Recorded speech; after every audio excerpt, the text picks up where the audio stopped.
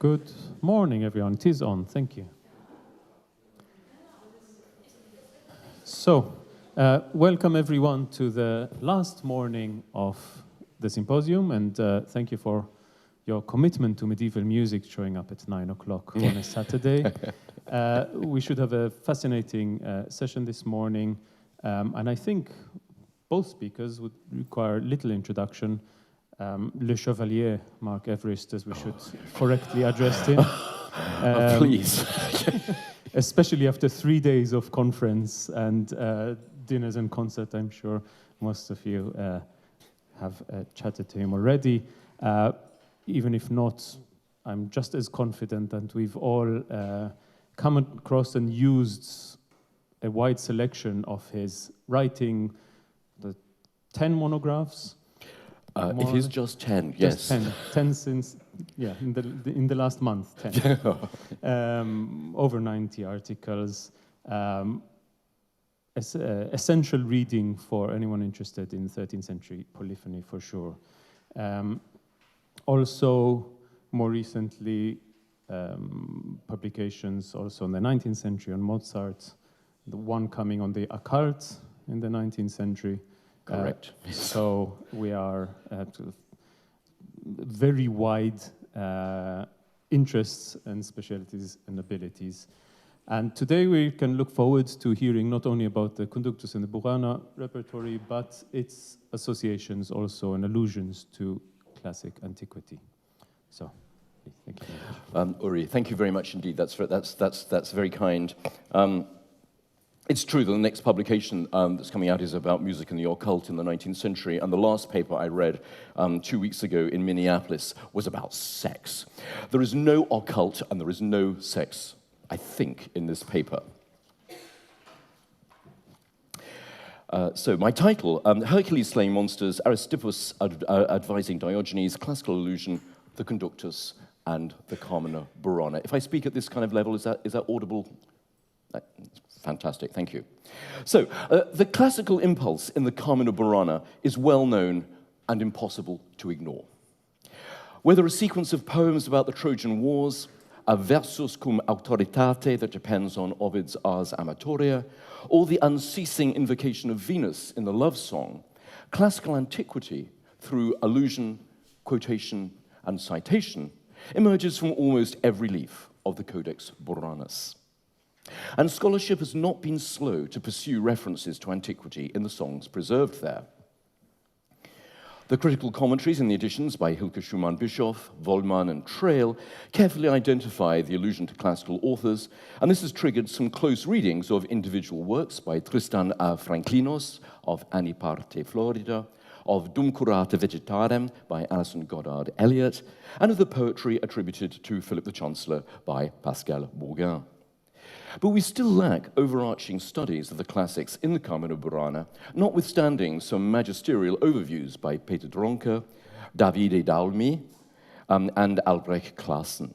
The closest still remains Hermann Unger's 1914 doctoral dissertation, De Ovidiana in Carminibus Buranis que decuntur imitatione, a thesis that betrays its age not merely by virtue of having been written and defended in Latin. The songs in the Codex Buranus form part of a much larger repertoire of non-liturgical Latin song in the 12th and 13th centuries. Depending on what you choose to include, this broader repertoire includes around 840 poems, of which 690 are preserved with music, in around 450 different manuscript sources. In a lot of the musicological literature, these pieces are called conducti. Conductus is a problematic term, not only because medieval witnesses are not merely inconsistent in their use of the term conductus, they are frequently contradictory. Just to take two examples, the Liturgy for the Feast of Fools, copied in the manuscript Egerton 2615 in the British Library, clearly suggests that a conductus is a relatively simple piece designed to accompany movement from one part of a ceremony to another. However, the anonymous theorist writing in the 1280s and known as Anonymous 4 identifies compositions of a fearsome musical, poetic, and intellectual complexity, which he also calls Conducti, and which have nothing in common with the works in Egerton 2615, beyond being settings of rhythmic poetry, or rythmi.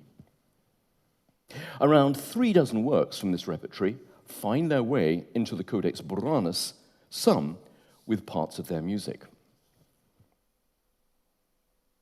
Characteristic of the Conductus repertory is the range of intertextual reference deployed in its poetry, and the musical consequences of such shared lexical activity is a logical point of musicological inquiry.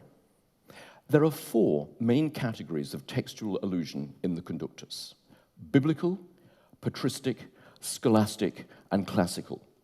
Of these, I'd like to focus today on the last, the intertextual relationships between the Conductus, especially those in the Codex Buranus, and classical antiquity.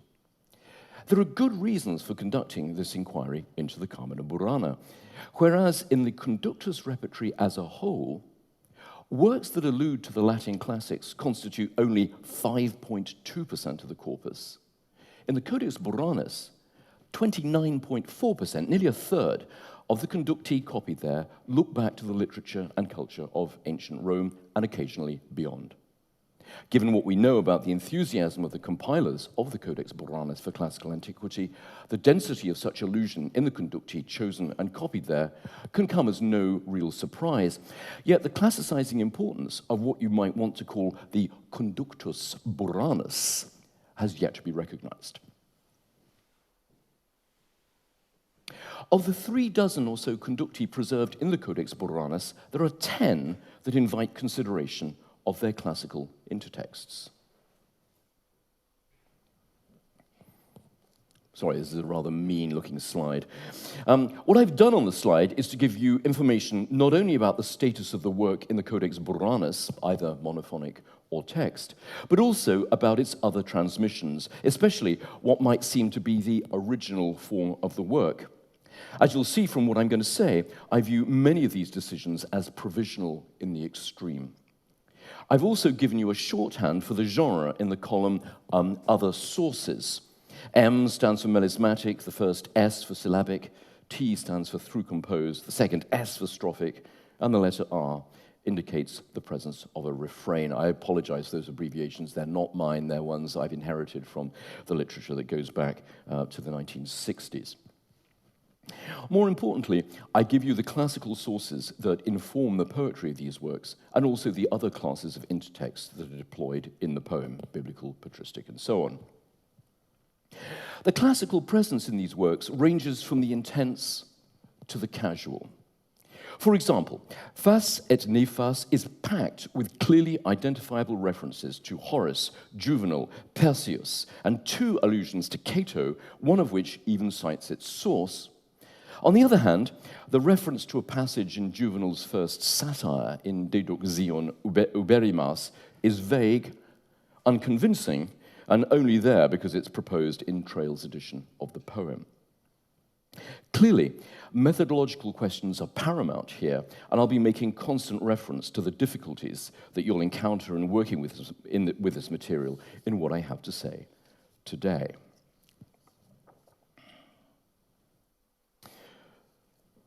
So, Hercules slaying monsters, Aristippus advising Diogenes. By way of illustration, here's a monophonic conductus that you now all know very well from the concert on Thursday evening, Olim Sudor Hercules, in its version in the manuscript Florence, Bibliotheca Medici Laurentiana, Pluteus 29.1 on the left, and is found in the Codex Buranus on the right. The poem consists of 8 paired stanzas that cite most of the labors of Hercules, with a refrain that reminds us of Hercules' downfall, amor fame meritum deflorat. You can see the beginning of the poem in the Codex Buranus with space left for notation that was never executed, and the fully notated version in the Florence manuscript. On this leaf, you can see the first stanza completely set to music, the residuum of the second stanza to be sung to the same music, and the beginning of the text and different music of the third stanza. There are no identifiable quotations from classical authors in this poem beyond the generalized references to the hero's labors, which by the 12th century were ubiquitous. Fulgentius, half a millennium earlier, had already written about the tension between heroism and love in exactly the same way as adumbrated in Olim Sudor Hercules. It's an interesting poem, largely because such generalized appropriation of the classics are relatively rare, both in the wider repertory of conducti, whose poems look back to antiquity, and in those chosen for preservation in the Codex Buranus. As a counterpoint to Olim Sudor Hercules and the hero's well-known labors, here's a conductus, Aristippe Quamvis, cast in the form of a dialogue between Diogenes and Aristippus, which, if true, would have had to have taken place in the early years of the 4th century BCE. It's far from clear how the High Middle Ages gained access to this legend.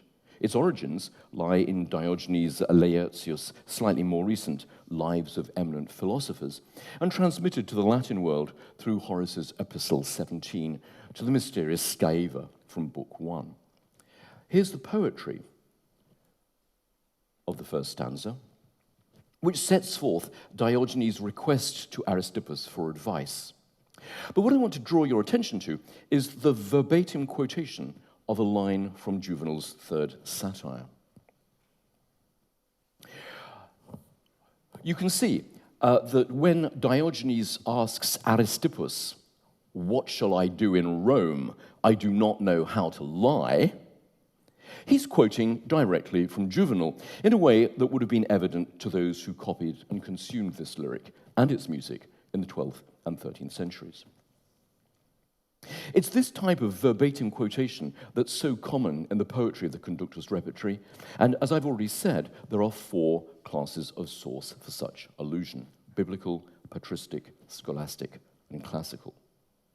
And these allusions can be handled, broadly speaking, in one of 3 ways. Through citation, where the verbatim quotation of an author is formally attributed by name; anonymous quotation; and paraphrase. There are lots of questions that arise from allusion to classical antiquity in the Conductus, not least the issue of precisely how extracts from the classics found their way into the poems, exactly how poets located and chose the extracts that they deployed. I don't have time to do more than summarize previous work here, but it seems very clear from an analysis of all the quotations of, for example, Juvenal across the entire Conductus repertory, that the key path from Cato to the Conductus, from Lucan to Latin song, was the Florilegium, the collection of literary flowers taken from biblical, patristic, and scholastic sources, designed as prompts for preaching of various types. One such Florilegium, the Florilegium Gallicum, has a large proportion of classical authors included in its text, and such works serve the poets of the Conductus well.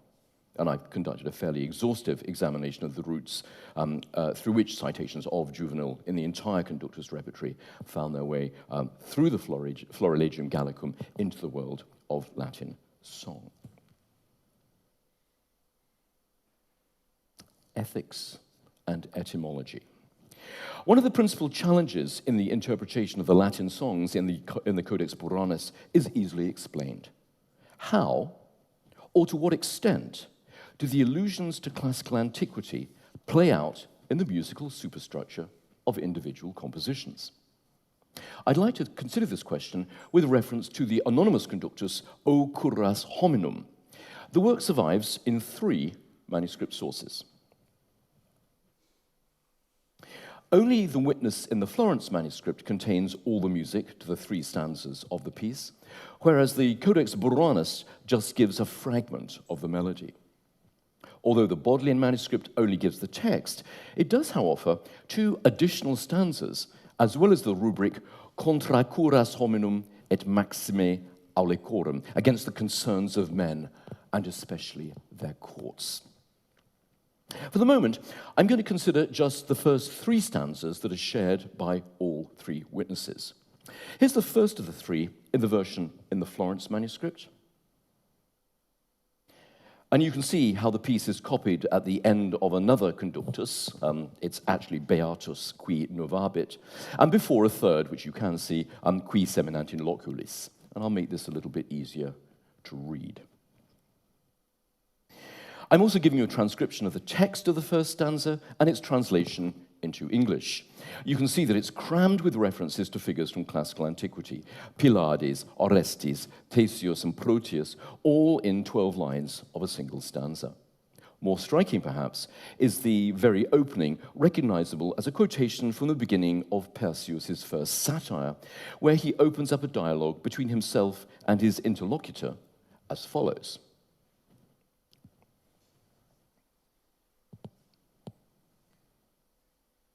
How troubled is humanity, how very empty is life. Well, yes. There are also verbatim references to Horace's first satire and to Cicero's defense of Lucius Licinius Murena in the work's second stanza with the words opus perit et operam. And you'll also see a verbatim quotation from the Gospels as well there, habenti debitur. The third stanza of O Curas Hominum ends with a complex play on words and an invitation to derive an etymology. The pair diminutives loculus and saculus are perhaps obvious. Less so is the direction to find the etymology of locus in loculis, and then to distinguish the two meanings of locus, the non-diminutive locus as the root of loculus, obviously, and the use of locus to indicate high office. It's actually quite a clever and rather complicated play on words.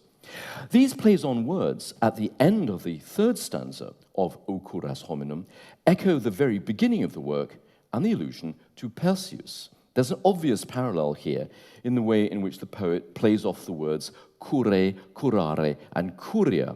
And I've put the beginning of the first stanza of O Curas Hominum and the end of the poem's third stanza on the slide. So you can see how the poet opens the work with a play on words and ends it with precisely the same literary conceit. The only difference between the beginning of the first stanza and the end of the third is that the first is calqued on a quotation from Perseus, whereas the third, unless someone can identify a source, and please do, appears to me to be newly composed. So far, so routine. The types of allusion I've just pointed to in O Curas Hominum could be read in many of the 10 conducti in the Codex Buranus that allude to the classics, or in any of the 46 conducti across the entire repertory that quote or cite authors from antiquity. What I'm interested in is the musical reflection of the plays on words at the beginning of stanza 1 and at the end of stanza 3. What I want to draw to your attention, first of all, is the position of the melismas in O Curas Hominum. Most of the musical discourse in the piece places one note or ligature over a single syllable, as you can see here,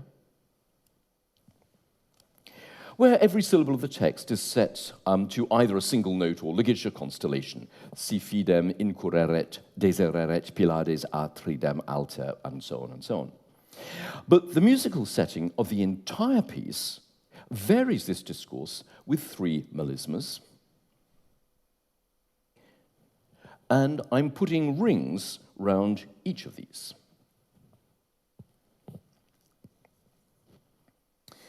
I'm taking a melisma to mean a group of more than one note or ligature constellation, anything from 2 to dozens, that set a single syllable of the poetry. So we need a performance of this piece to give you an oral sense of how the ebb and flow between melismatic music and syllabic music plays out. And I'm delighted to welcome my colleague, Blanche Papillon, she's a student here at the Schola, to perform O Curas Hominum. What you're going to hear, first of all, is the first stanza, and then just the very beginning of the second as Blanche runs over, where the same music sets the poetry of the residuum at the bottom right of the page. Blanche.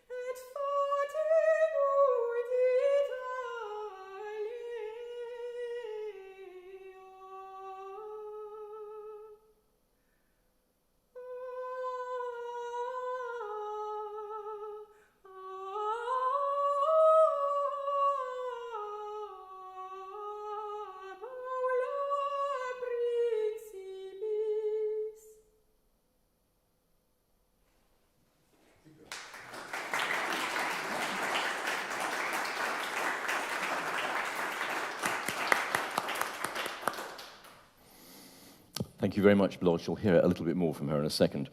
O curas hominum is one of a minority of works in the monophonic Conductus repertory that opens with a melisma. The three melismas in the piece are of different lengths, the longest one at the beginning, the second longest one at the end, and the shortest in the middle of the stanza. This is visible in the poetry of the first stanza, where I've indicated the distribution of melismas on the slide, and I've also put it on the facsimile for you.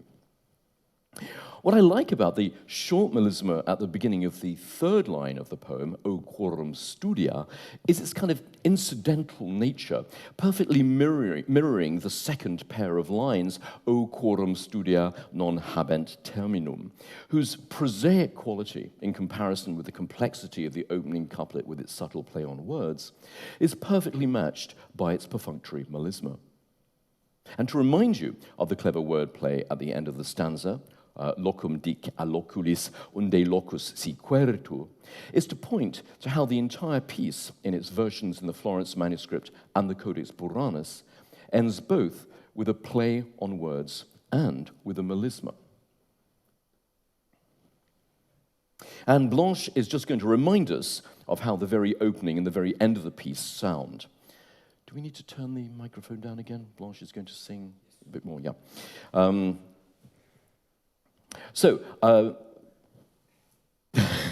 First, the beginning of the first stanza. Thank you, Blanche.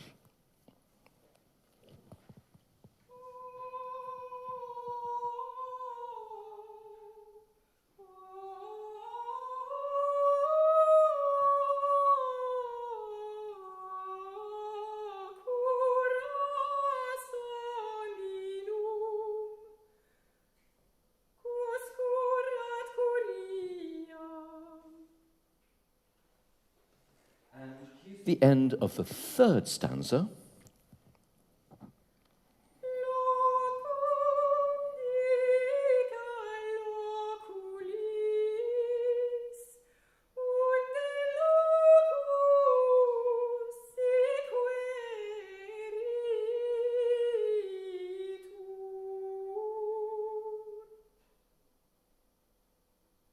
Thank you. That's super. If we have time at the end, I might twist Blanche's arm and she'll give us a performance of the entire piece, all three of its stanzas. We'll have to see. So the importance of the opening melisma and the classical reference it underscores is curiously emphasized in the Codex Buranus. Here's a facsimile. The point is, I think, obvious. The partial notation in the Codex Buranus gives the melody for the first two lines that develop the play on words developed from Perseus, and for the complementary melisma on O quorum studia. There's no other notation in this piece, in this manuscript version. I've only found 3 instances of this type of behavior in the Codex Buranus, and 2 are on this page. The other is the opening melisma of Aristippus, a piece we've already talked about today. And here's an enlargement of the opening of O curas hominum, so you can see how the notation is provided for the opening of the piece. The only melisma is written above the text and music of the rest of the line. It could be plausibly argued, then, that the scribes and compilatores of the Codex Buranus recognized the quotation from Perseus and the clever wordplay it engenders, and made every effort to include the melody of the melisma, even though they couldn't gain access to the entire tune. And of course, what this discussion also does is to take us back to Aristippus and to ask some similar questions. And if I had another half hour this morning, that's exactly what I'd do. I do, however, want to return to the surviving witnesses to O curas hominum, in particular to the readings in the Bodleian manuscript. And especially to the 2 stanzas found there that are not preserved either in the Florence manuscript or in the Codex Buranus, and which the Bodleian manuscript is almost exactly contemporary. Although it preserves 5 stanzas, it seems clear that the last 2, the ones that are not found in Florence or in the Codex Buranus, are a later addition. Copied into the margin of the manuscript up in the top right-hand corner. Further evidence for regarding the two extra stanzas in the Bodleian manuscript comes from the citational practice in them. Whereas, as we've seen, the three stanzas shared across all witnesses are almost exhaustively classical, the two added into the Bodleian manuscript are biblical. They cite the books of Romans, Acts of the Apostles, and Matthew's Gospel. There's a lot more to say about that. I don't have time. So the sound and call of money. If the sources for O curas hominum suggest that a work originally saturated with references to classical antiquity could be taken by the compiler of Oxford Additional A44 and supplemented with additional stanzas that redress the biblical imbalance, my second example today does exactly the opposite. The sources for the Conductus, Crucifigat Omnes, present a work whose original poetry is steeped in biblical allusion. Such a profile can, however, be destabilized by the addition of stanzas that redirect the citational focus towards classical antiquity. No prizes for guessing that the Codex Buranus plays a key role in this process. Here's a facsimile of Crucifigat Omnes in its reading in the Florence manuscript. The piece is for three voices. I've boxed the first stave. You can see the text, Crucifigat Omnes, Domini crux altera, nova Christe vulnera, and the three voices notated in score just above, which I've indicated with black arrows. The entire first stanza is notated, and the second stanza is given as a residuum at the end, and I boxed that in red as well. The fun here is really just beginning. Look at the sources for Crucifigat Omnes, and you'll see what I mean. The Conductus, with its music, is found in manuscripts copied in Paris around 1250, St. Andrews around 1230, somewhere else in France in the 1260s, and in Spain and England around 1300. Without its music, there are witnesses in England and to the east of the Rhine, one of which is the Codex Buranus. Of the 9 witnesses to the work, all those that preserve musical notation only give the first stanza of the piece. The only exception is the Florence manuscript, which gives the first 2, which we've just looked at. What's striking is that the 2 manuscripts that preserve only the poetry are the only ones to give all 3 stanzas. Here's the reading from the manuscript Bodleian Library, Rawlinson C510, where all 3 stanzas are given with no space for notation. The version here was envisaged as a purely poetic source, and I've indicated the 3 stanzas on the slide. The intertextual reference in Crucifigat Omnes is exclusively biblical, with not the slightest hint of classical antiquity. So far, so good. There are dozens of conducti that exhibit this relationship between words and music. But when we look at the reading of the piece in the Codex Buranus, things get more complicated. Clearly designed to receive notation that was never executed, this version of the piece not only has the 3 stanzas found in Rawlinson C510, but 2 more, numbers 4 and 5. And here's the poetry to these added stanzas, numbers 4 and 5. And you can immediately see how classical antiquity, and Ovid in particular, is foregrounded in exactly the opposite way to the first 3 stanzas, which studiously avoid the antique in favor of the biblical.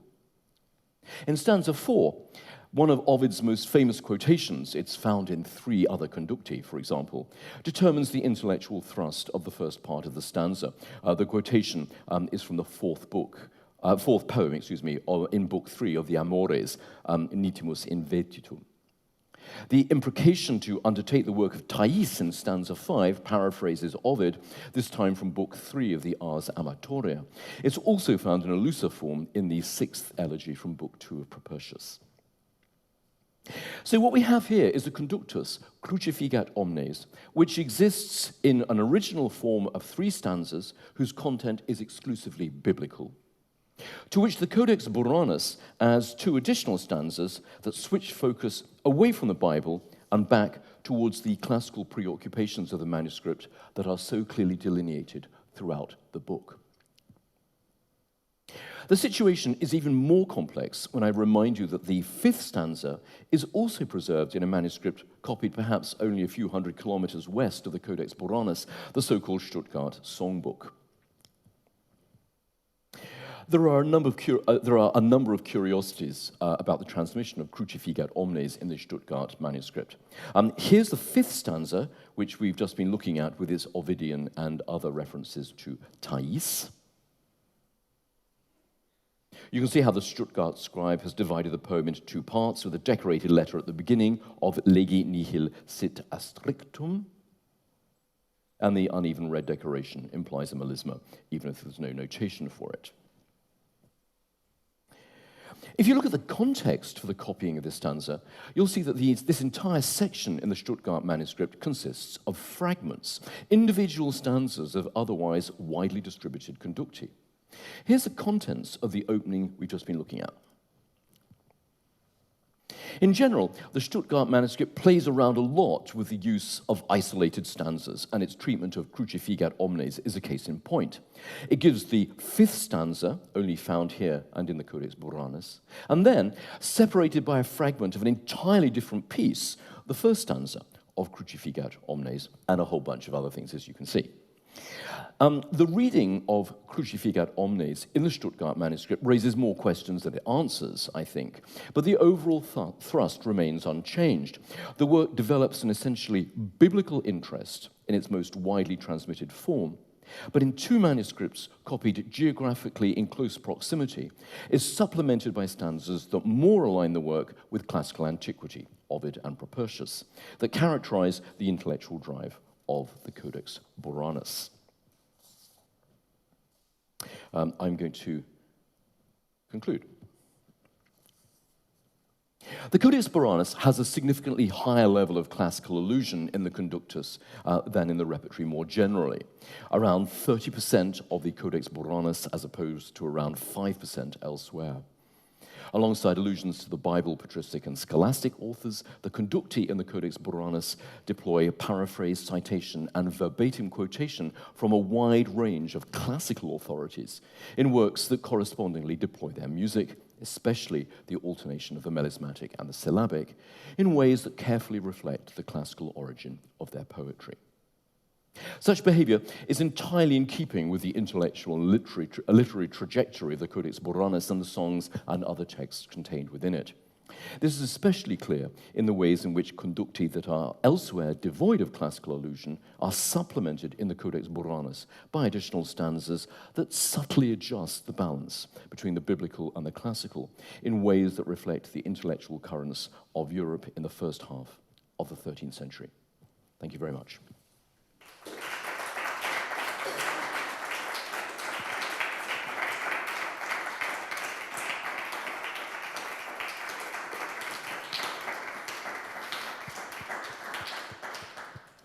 Thank you very much, Mark. Thank you, Blanche, as well. Fascinating insights there. Can I invite comments and questions straight away? We only have a few minutes. Please, Christelle. Thank you very much. It's early in the morning. I have, since you took this example, Aristippus and then Okuras, I have a question about their place in the manuscript. I have no idea if you try to figure it out, but it is placed at the very beginning of what has survived from the so-called gambling and drinking songs. So it's not at all with this topic, related with this topic. Did you figure out why these pieces, these conductors are there and not in the very first part of the manuscript where other conductors are preserved? No, that's a really good question. And it does seem that the process of collecting conducti and copying them, not just in the Codex Buranus, but in other manuscripts as well, even the Florence manuscript, there's a certain cachet, a certain status to works that deploy large amounts of classical allusion. There's a whole sequence in the seventh fascicle of Florence, for example, where you have, I think, 6, 7 conducti of exactly the sort that are packed full of classical allusion are copied side by side. And that does not seem to me to be accidental. And I'm very wary of making generalized comments about the organization of the Codex Buranus because A, it's so complicated, and B, I know it's in a state of flux, right? I mean, other people much better qualified than I are sorting out some of those questions. But it doesn't surprise me at all, given the positioning of these types of conducti in other manuscripts, that's how those two pieces should be found in the Codex Buranus. Given a particular emphasis by what you surround it with, right? And how you, and the fact that they're put side by side as well as on the same leaf. Plus, of course, the way the notation is treated is similar in those two cases. So yeah, I agree. There's something about the placement of the Codex Buranus, and it is related to their deployment of themes from classical antiquity, I would argue. Thank you very much.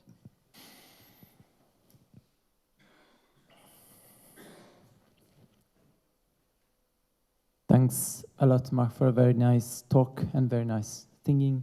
I was wondering if this high amount of classical allusion in the Codex Buranus may tell us something about the origin of the manuscript, maybe not in terms of the geographical origin, but more in terms of a cultural setting in which it was written or for which scope it was conceived?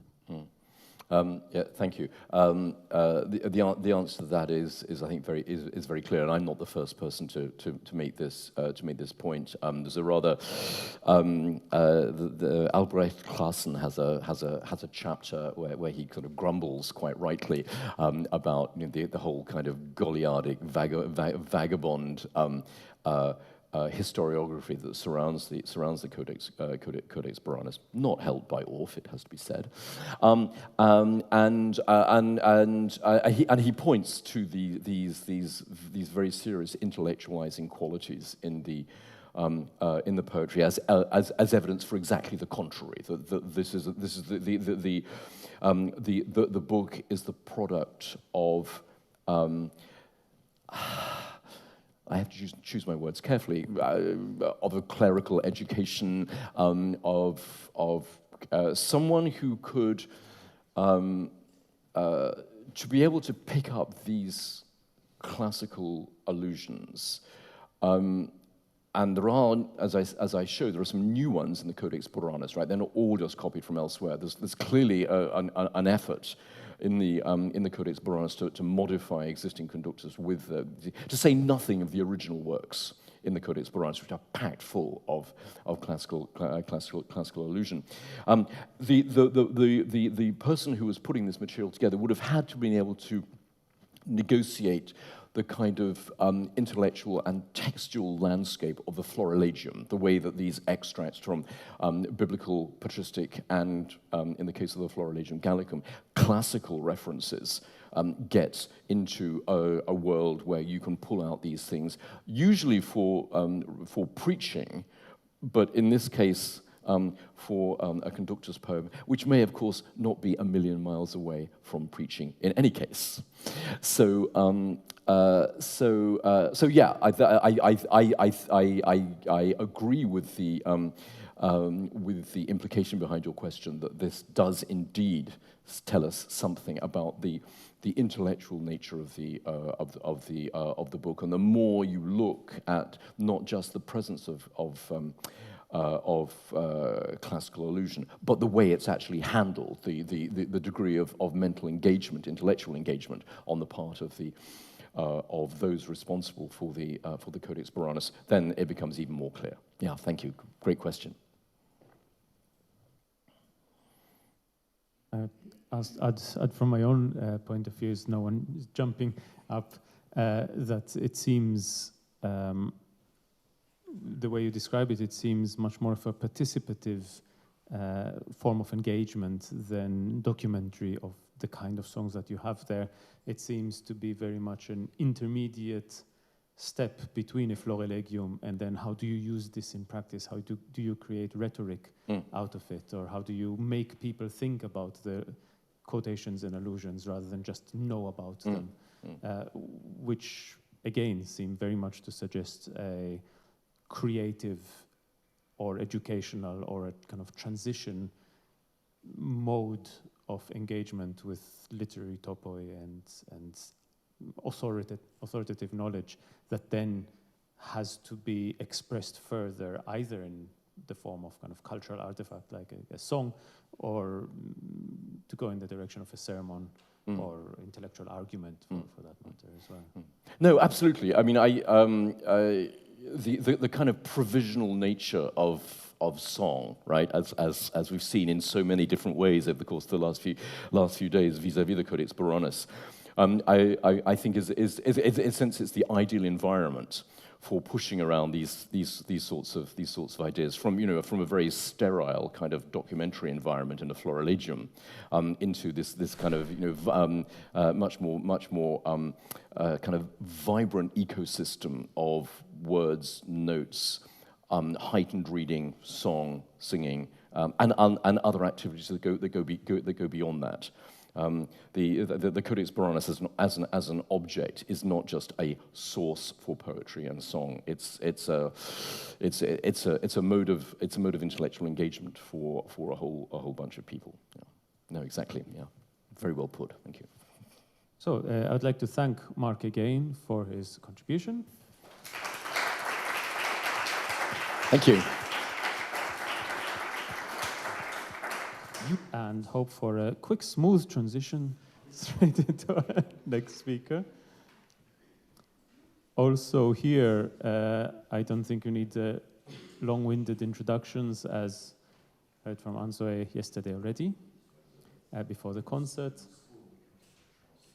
Anne-Zoé is an assistant professor in Angers, and has published a monograph on Philip the Chancellor. So, which we also heard about already quite often over the last few days. And we'll today also talk about Conductus, carrying straight on from Mark's talk, and about the polyphonic idea of polyphonic Conductus at least, and how to treat it.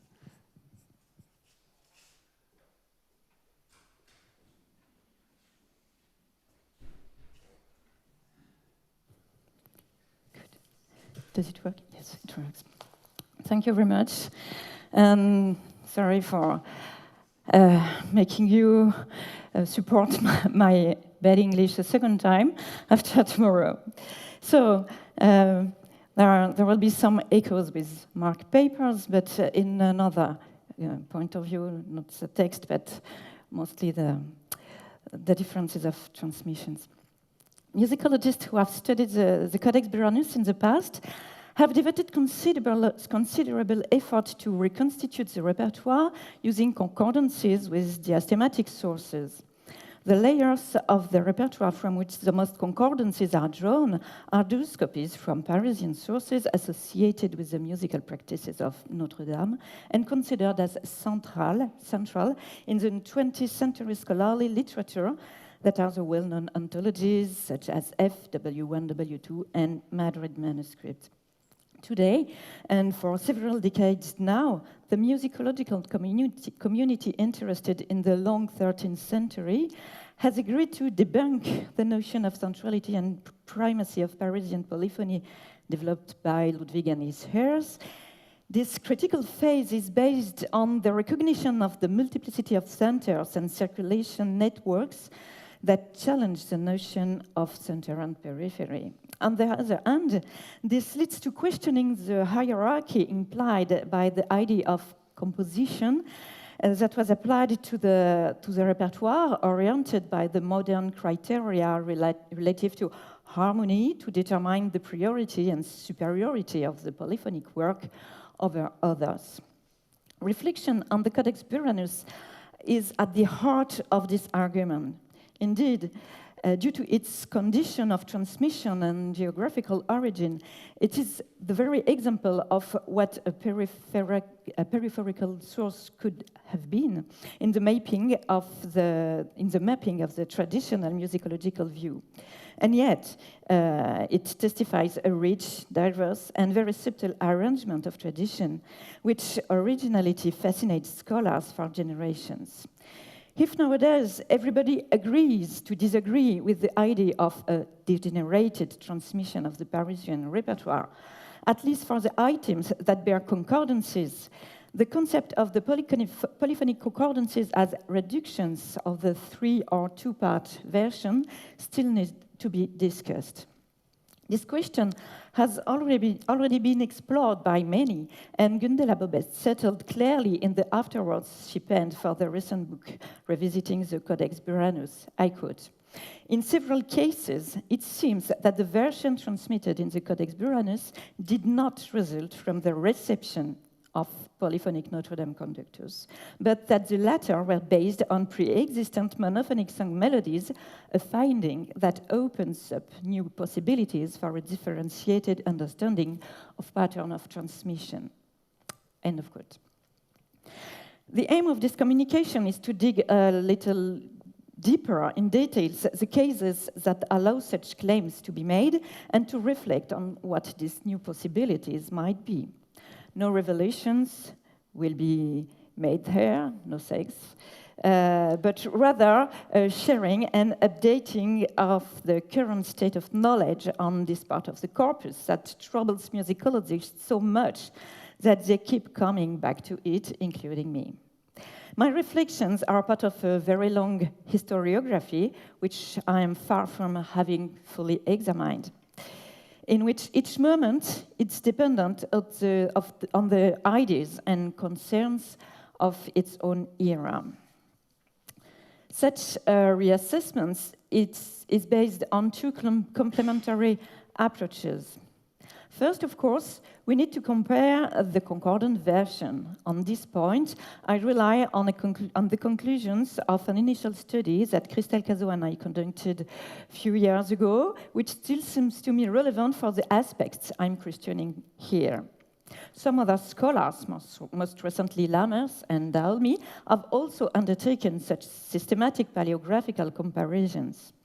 While nothing definitive can be gained from this exercise, it nevertheless allows those who undertake it to immerse themselves attentively in observing the gestures of the copyist, those of the notator, and those of the notators by comparing neumes with the melodic movements of square notation of the Parisian sources or other pneumatic versions.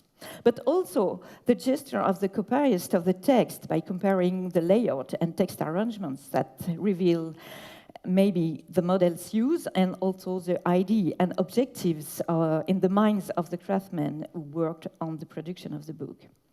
A second approach consists of considering the design of the collections from which these concordances originate in terms of their similarities, but also their differences. Programmatic logic guides the choices made and helps to explain and contextualize certain observations, thereby providing a better understanding of the issues involved in the transmission and circulation of these songs. To begin with, here is a list of pieces covered by this communication, they are all very famous, with their mode of registration is the Codex Buranus and their presence in concordant sources.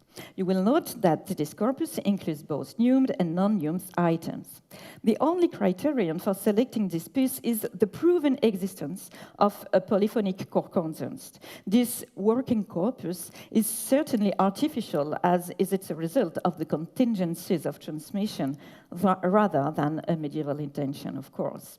All the pieces thus collected are concordant with one of the 13th century Parisian sources, except from one, Exit du Lucullo, as we shall see. This This text fully reflects the moralizing and satirical tone that has led to identify this section of the book as a collection of Carmina Moralia. Their relative proximity of the 8 items scattered from CB 12 to CB 47 attests to a programmatic intention and the care taken to arrange the pieces depending on their meaning. Nor can we ignore the role of some or more models that probably enable preselection and sometimes serves as a reference for organization.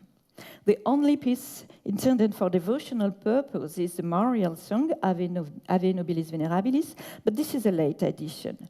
None of the numerous Marial or nativity-related conductus from the Parisian repertoire are present, which clearly highlights the uniqueness of the project of this collection compared to others whose liturgical and functional purpose is more obvious, as in the Stuttgart manuscript Mark has evoked. Now, I will divide this corpus in two groups, or maybe presenting in two times. On the first hand, the text that may have circulated in a monophonic version before or alongside the 2 or 3 part arrangements copied in the Parisian tradition. And in a second time, I gather items for which a monophonic tradition is maybe more doubtful and still appear to be virtually polyphonic or just to be read text. Let's start with the likely monophonic song among these polyphonic concordances. 3 items are related to the vernacular song repertoire, although it is often difficult to determine which is the source and which is the contrafactum. Should we see in this phenomena of melodic or metrical recycling the trace of an independent circulation of melodies before or parallel to their polyphonic setting in other contexts? As monodies, it means the tenor voices of the polyphonic version. These 3 pieces share characteristics that identify them with the typical song style, the bar form, the modal consistency of the cadences, the clearly syllabic setting of the text, and the melodical aesthetic that seeks simplicity and favors conjunct or third movements, melodic movements.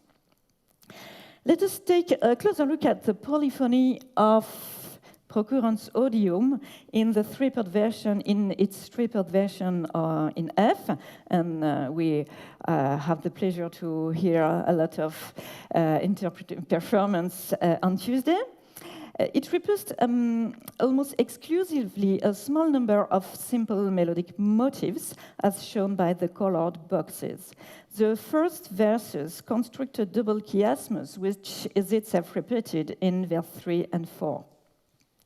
Such an architecture seems atypical to me in the composition of Conductus cum litera, and one would expect to find such a construction in the colorets of a florid counterpoint. Should it be considered as a compositional game with the constraint of intensively exploiting the melodic material of the borrowed song, that is the tenor voice? In many cases, the copyists of the Codex Buranus do not provide the neumes, which may mean either that the song is perfectly familiar to them and therefore unnecessary to write down, or that they have in mind a polyphonic construction that pneumatic notation does not allow them to fix.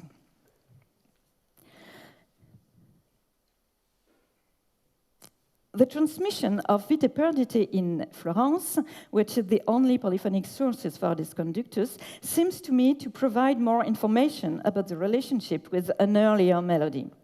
These insights are not found on the music itself, but can be gleaned from the layout and the uncertainties encountered by the copyist of F here. Vitae Perdite follows a series in which the copy anticipates the presence of initial letters and blocks of text for additional stanza. Unlike the previous one, folio 356 has been set out in its entirety without anticipating the letters as the staves are visible through the watermark in the initial letter. Clearly, the copists did not work in the same way as in the previous folios. They seem to be missing the musical model for the following piece, and the interruption in the foliation may be linked to the same disruption in the work process. According to this scenario, the copyist or another collaborator would have filled the folio by proposing a conductus in which he easily arranged the melody of Pierre de Blois, which he knew very well because it has been in circulation since the end of the 12th century. This melody is indeed the same transmitted in the Codex Buranus. A comparison of neumes with the square notation is fairly straightforward here, and the Codex Buranus notator seems to have no difficulty copying it for each stanza. Next, what about items that do not share some songs-like characteristics? Two neumed carmina that correspond to polyphonic sources allow for melodic comparisons: Ovarium fortune and Celum non animum. Although they follow each other in the Codex Buranus and deals with similar themes, these two songs were not neumed by the same copyist, which implies two distinct interventions and stemming potentially from different models. Ovarium fortune is a syllabic two-part conductus in the seventh fascicle of F, where only the first stanza is copied. Considered as a monody, the style of the tenor voice in the polyphony functions not as a song, but as a lamentation style. The descending melody at the beginning, the absence of repetition, and the interval leaps that occur in the second part of the stanza, all of these contribute to forging an expressive style that is certainly open to be varied in performance. The polyphony found in F masks this melodic expressivity behind a regular two-part conductus. The pneumatic notation of the Codex Buranus is fairly consistent with the melodic movement of F, but a comparison of the different stanza entirely neumed in the Codex Buranus reveals inconsistencies in the repetitions and certain difficulties, as can be guessed from the few visible corrections. This state of the notation allows to hypothesize that the copyist did not work here from a diastematic source, which would not have presented these difficulties, but rather from another monodic pneumatic source, or simply from memory. In any case, it argues in favor of the hypothesis of a monophonic independent tradition. This interpretation can also be applied to Celum non animum when we observe the quality of the tenor melody extracted from F's three-part polyphony. These form a perfect singable and coherent melody.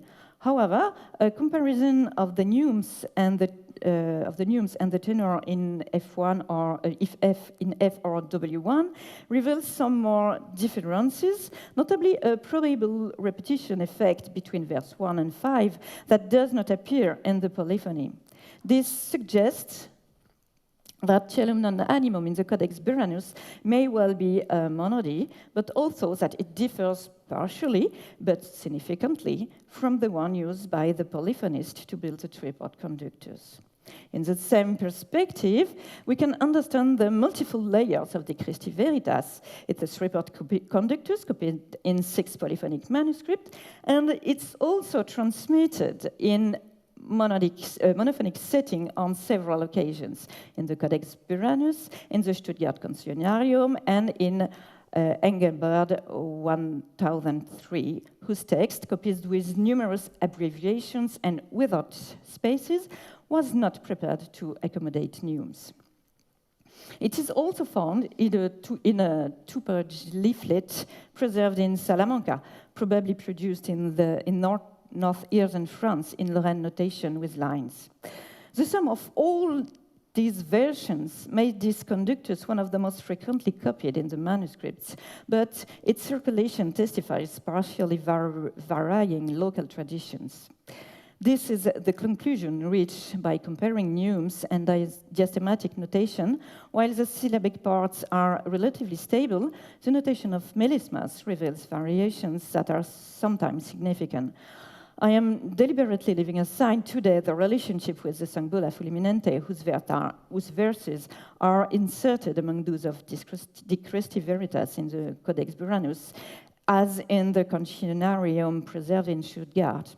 This state of transmission has already given rise to numerous comments and still leaves open a number of questions. However, sufficient is to say that the final melismas of the stanza of De Christi, which are missing, maybe on purpose, in the Codex Buranus, convey a melodic movement that cannot be that of Bulla Fulminante. This tends to prove that De Christi Veritas circulated in a monodic form with divergent of even completely different melismas. A final item with polyphonic concordances, but potentially monophonic tradition, is Exit di Lucullo.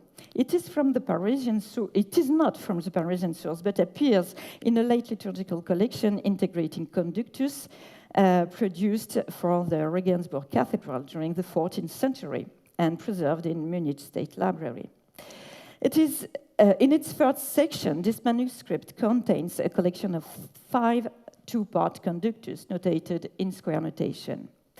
Liebhardt evokes stylistic reasons for suggesting the origin of this polyphony in the south of France around 1150. However, nothing in his argument seems to miss a solid basis for linking the polyphony as copied in the 14th century to the Aquitanian style. The originality of this song, as noted in the Munich manuscript, lies in its melismas, systematically continuing the last syllables of verses to the detriment of the accentuation of the cadences. These melismas are very well integrated into the melodic construction and modality of the musical sentences.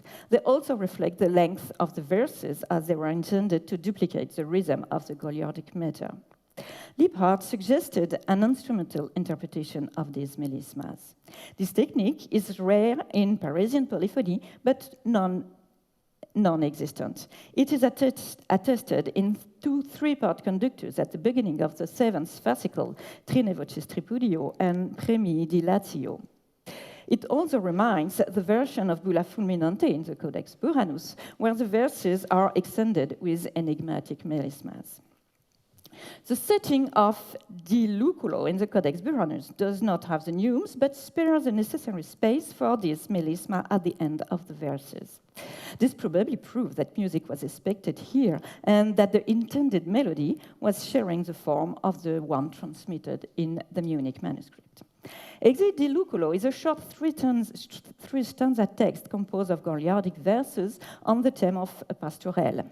The 3rd stanza, not given in the Munich manuscript, but only in the Codex Buranus, gives voice to the shepherdess who calls out to a young cleric, Scholaress, and invite him to join her in a game.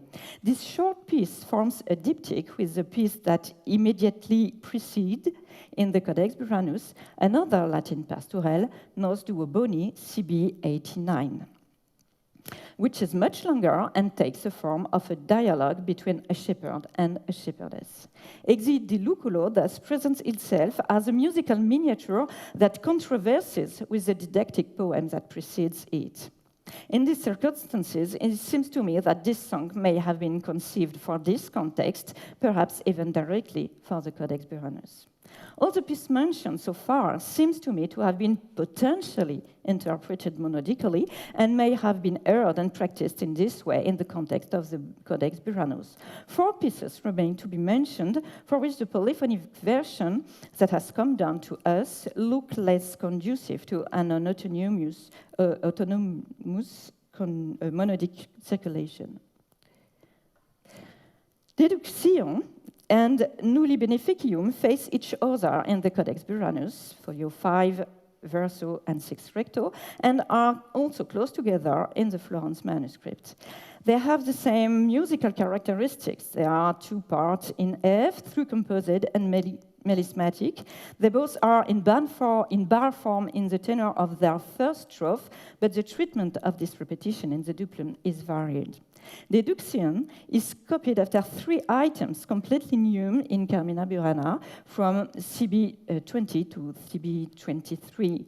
This is an exceptional musical succession for the manuscript, which is only found in additions. The question would be why the scribe stops here. The organization, therefore, seems to depend on a thematic intention. CB 20 and CB 21 are linked by the theme of the transition from use, and Non tibi lusice, TB 23, is introduced by the rubric De admonitione prelatorum, advice to the prelates, and develop a text against the corruption of clerics. This heading is also perfectly suited to Deduction, which continues on the same theme, that is illustrated in the miniature of Florence, depicting a scene of corruption in the lower register, with what appears to be an enormous purse in the background. The reason why the copyists team did not insert the neumes for deduction are maybe related to the musical characteristic of the polyphonic version that they had in mind, or that or in the exemplars they used. First, the presence of the melisma would require anticipation. Only one space has been left for the last syllable of deduction. This does necessarily prove that neumes were played in the project, since the introductory coda in the first stanza is missing. This final space may be interpreted as a mean of making the musical dimension visible, but does not call necessarily for its written realization. The absence of neumes for the following items, nulli beneficium, can be attributed to the same reason, and there are no space corresponding to the melismas of the polyphonic version. The Codex Buranus reports 3 stanzas that have been reorganized with the red capitals. Stanza 1 is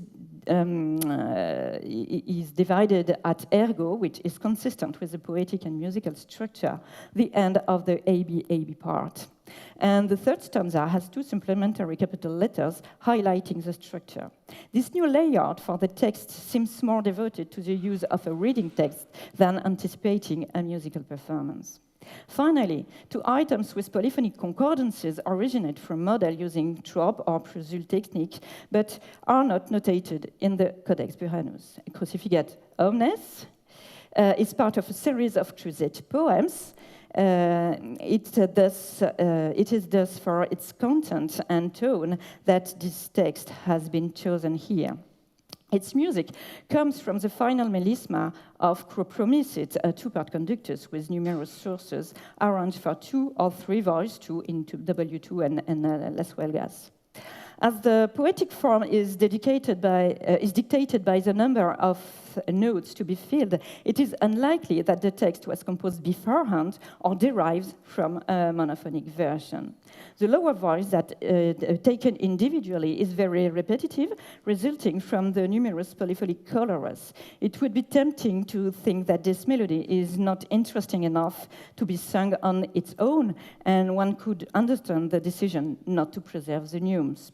However, Crucifigat omnes does have neume in Stuttgart manuscript, and this notation is coherent with the tenor voice, so we should not rejecting so fast the possibility of having the neumes on this text. In addition, the Codex Buranus copies 2 extra stanzas whose meaning does not suggest any connection, any direct connection with Crucifigat, as we just have the demonstration. They are very parodic in tone, inciting greed and crimes corresponding to the general mood of the Carmina Burana. The first, Curitur ad vocem, is unique to the Codex Buranus, while the second, Si in hoc artem, is also copied and notated in Stuttgart. There, it appears as a separate piece, following olim fuit argumentum, that is, the third stanza of the model of Crucifigat Promisit. The musical network that this work constitute together, it's obviously important for the copyist of this source of Stuttgart, whereas the Codex Buranus seems to be more interested in text alone. Next. Final one. Gaude cur gaudeas, CB22, is a text known as a motet, which music is drawn from a clausula. The circulation of motet voice alone, while counterintuitive for us, is attested in some sources. We can't say here with confidence if the neumes were expected. In fact, the text was reorganized, demonstrating a certain freedom with regard to the model, not without a pinch of creativity. This began with the transformation of the first line, Gaude cur gaudeas, instead of Homo co vigeas, in reference to the tenor of the motet, Et gaudebit, which is also the last line of the text. This rewriting of the incipit makes clear that they had the motet before their eyes or in their mind. But the continuous text of the motet is here organized into 4 sections, identified by initial letters, as if there were stanzas in a Conductus. This formatting follows the poetic units and acts as a punctuation, but has nothing to do with musical structure. The concert of the copyist, once again here, seems more oriented to give some clarity into this very chaotic text, as mentioned yesterday, than carrying of its musical rendering. So what conclusion can be drawn from this study of the polyphonic corpus recorded in the Codex Buranus? 2 very fast point of conclusion, fast question. First, it has served to remind us how much the term polyphonic conductus implies a diversity of possibilities depending on styles, compositional processes, and the form of the text, and the content, of course. I believe I have shown that the attitude of the copyist towards the Conductus in the Carmina Burana, in the Codex Buranus, is not uniform. They may attach great importance to the music by reproducing it, or, on the contrary, concentrate on the text. Second, we have seen how difficult it is to deduce the reality of monophonic, of polyphonic nature of the model they may have used. We can only make hypotheses by reconstructing a transmission scenario in which many pieces are missing from the puzzle. Doing so allows us to consider different possibilities and move away from overly linear and uniform vision of transmission patterns. It encourages us to think more broadly about the fluidity of circulation of the song and the liberty they experience by recomposing, recontextualizing to create their own. And that's all. Thank you.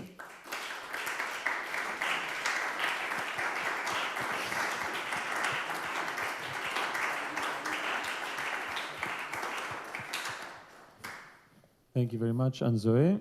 And we're delving even deeper into the realm of ontology, which I'm sure would have raised a few questions in the minds of the audience.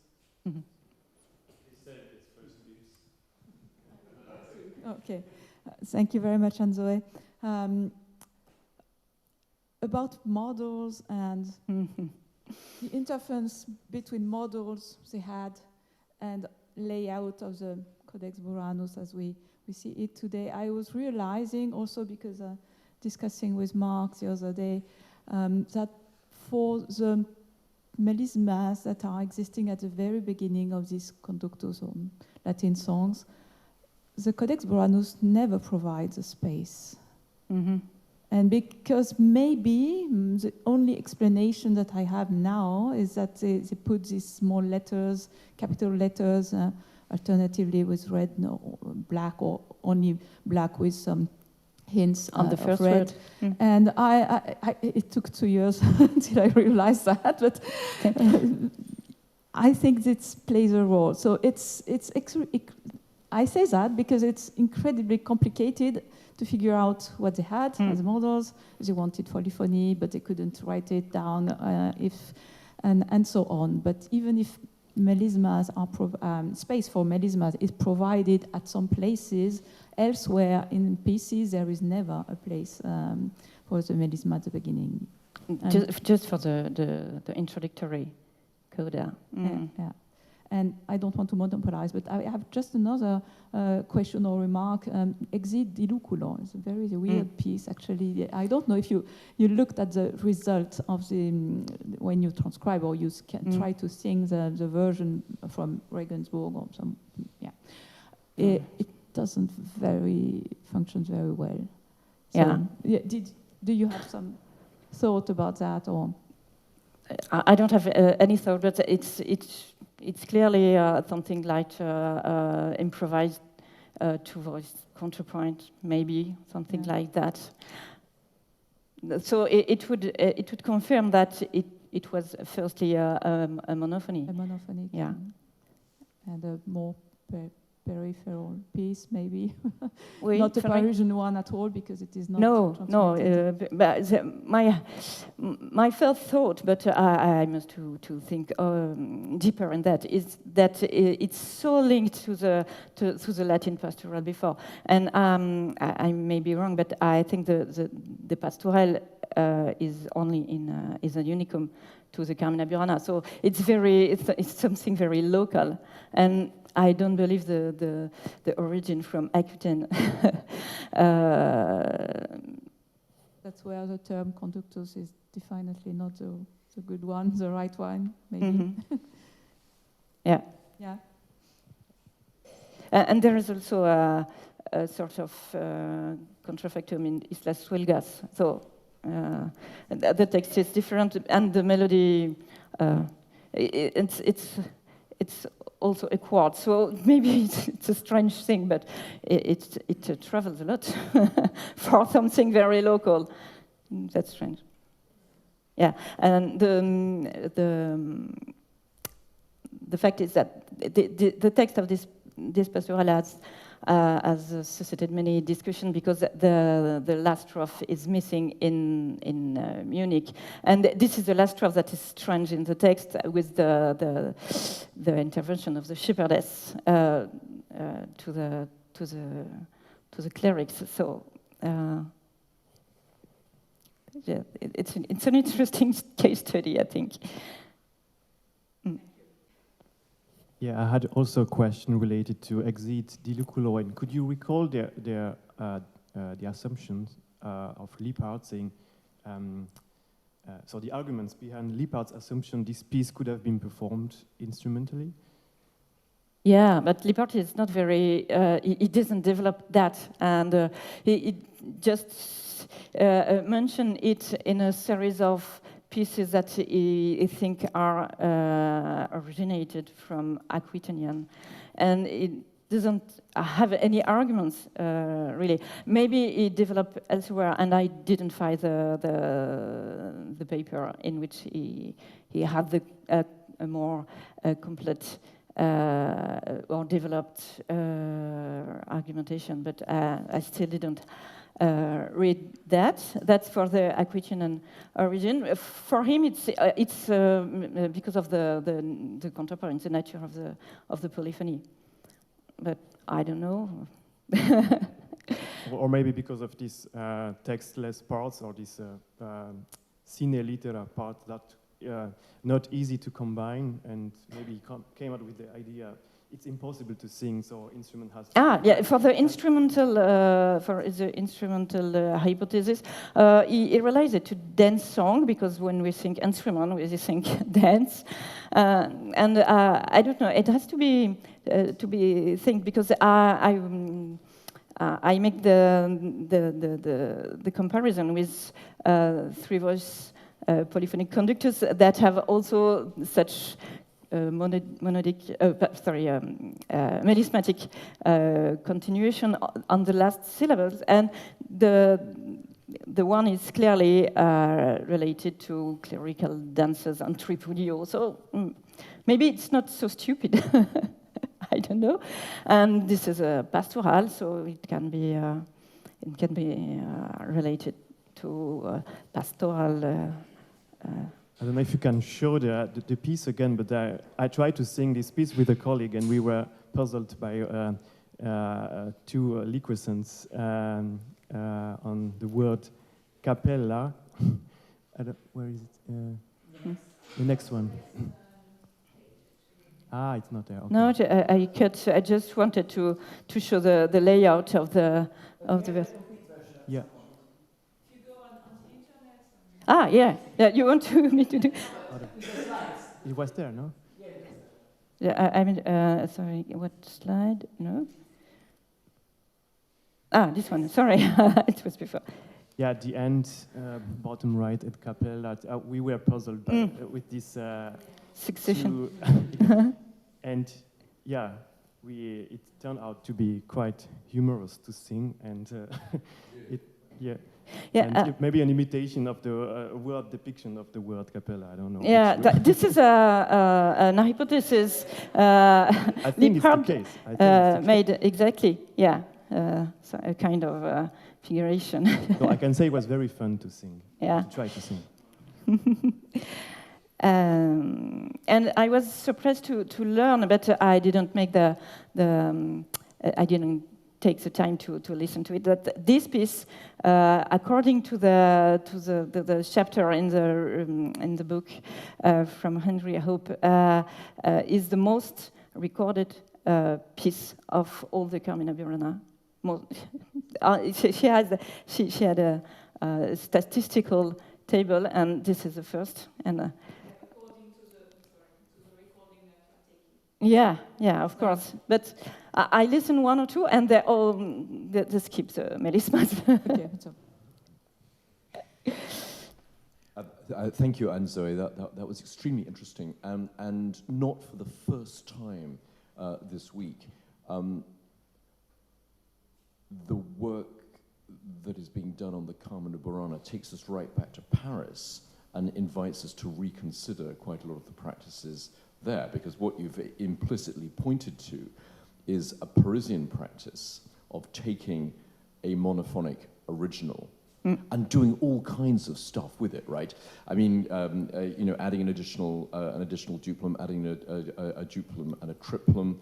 And I was just wondering whether one might open that up even more to the possibility of some of the larger conducti cum caudis, for example, even starting in a much more modest form, and all this additive work, which we know was possible in Paris because it characterizes the organ and repertoire and so on.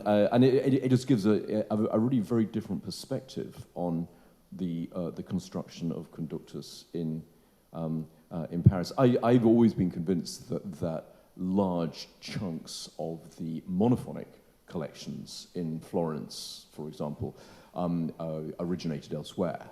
They weren't Parisian, but the idea that some of these pieces, particularly when it's coupled to questions of vernacular contrafactum, I think the argument becomes very compelling, and just yet again, recomplicates the range of what I would call compositional activity among musicians in Paris between 1200 and 1240. It was good. Thank you. Also, just to add to that we know they did it the other way around in Paris as well. Might be nearly 100 years later, but we have also polyphonic music turned into monophony, for example, in the Fauvel, and then reworked. Fauvel is another complicated case today. Also taking all the melismas out, even though there was no problem writing them, there's no technical difficulty or lack of sources, it's just a decision. We're not interested in the melismas. Which changed, and I think that to say I don't like beginning melismas, so I'll take them out. In Fauvel, my opinion is that each genre has a function in the narrative.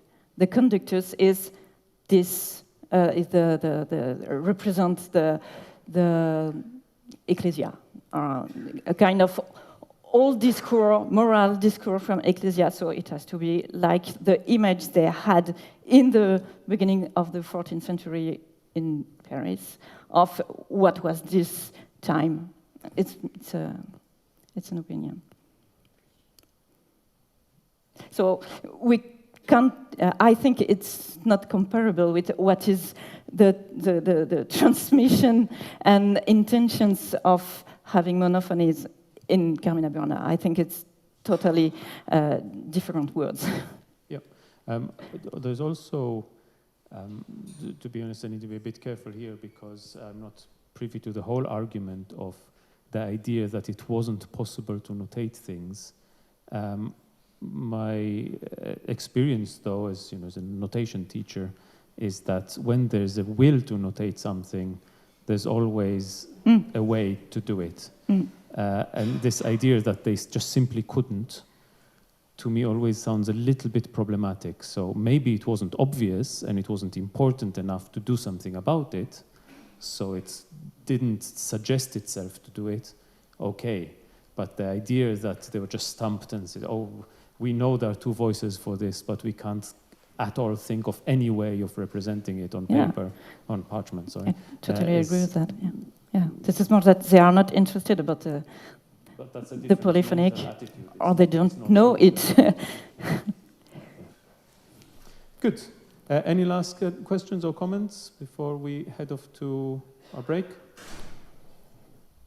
Good, so on this note, we can thank our speakers again.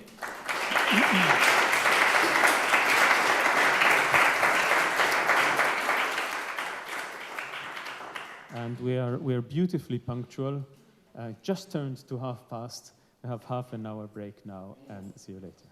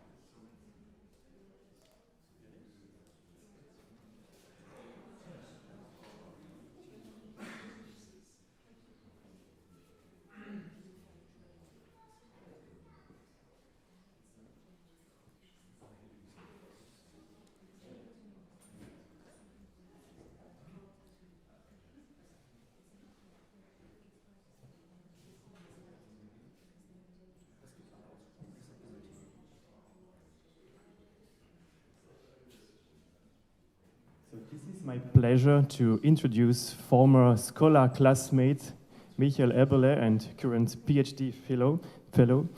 I remember we performed Sponsus from Saint Martial during our studies in a very special place in Theater Basel.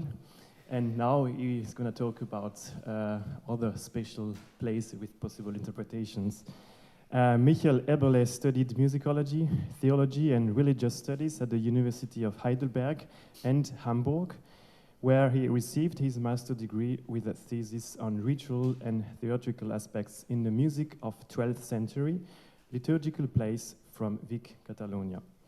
Afterwards, he studied medieval music at the Schola Cantorum and completed his degree there in 2022.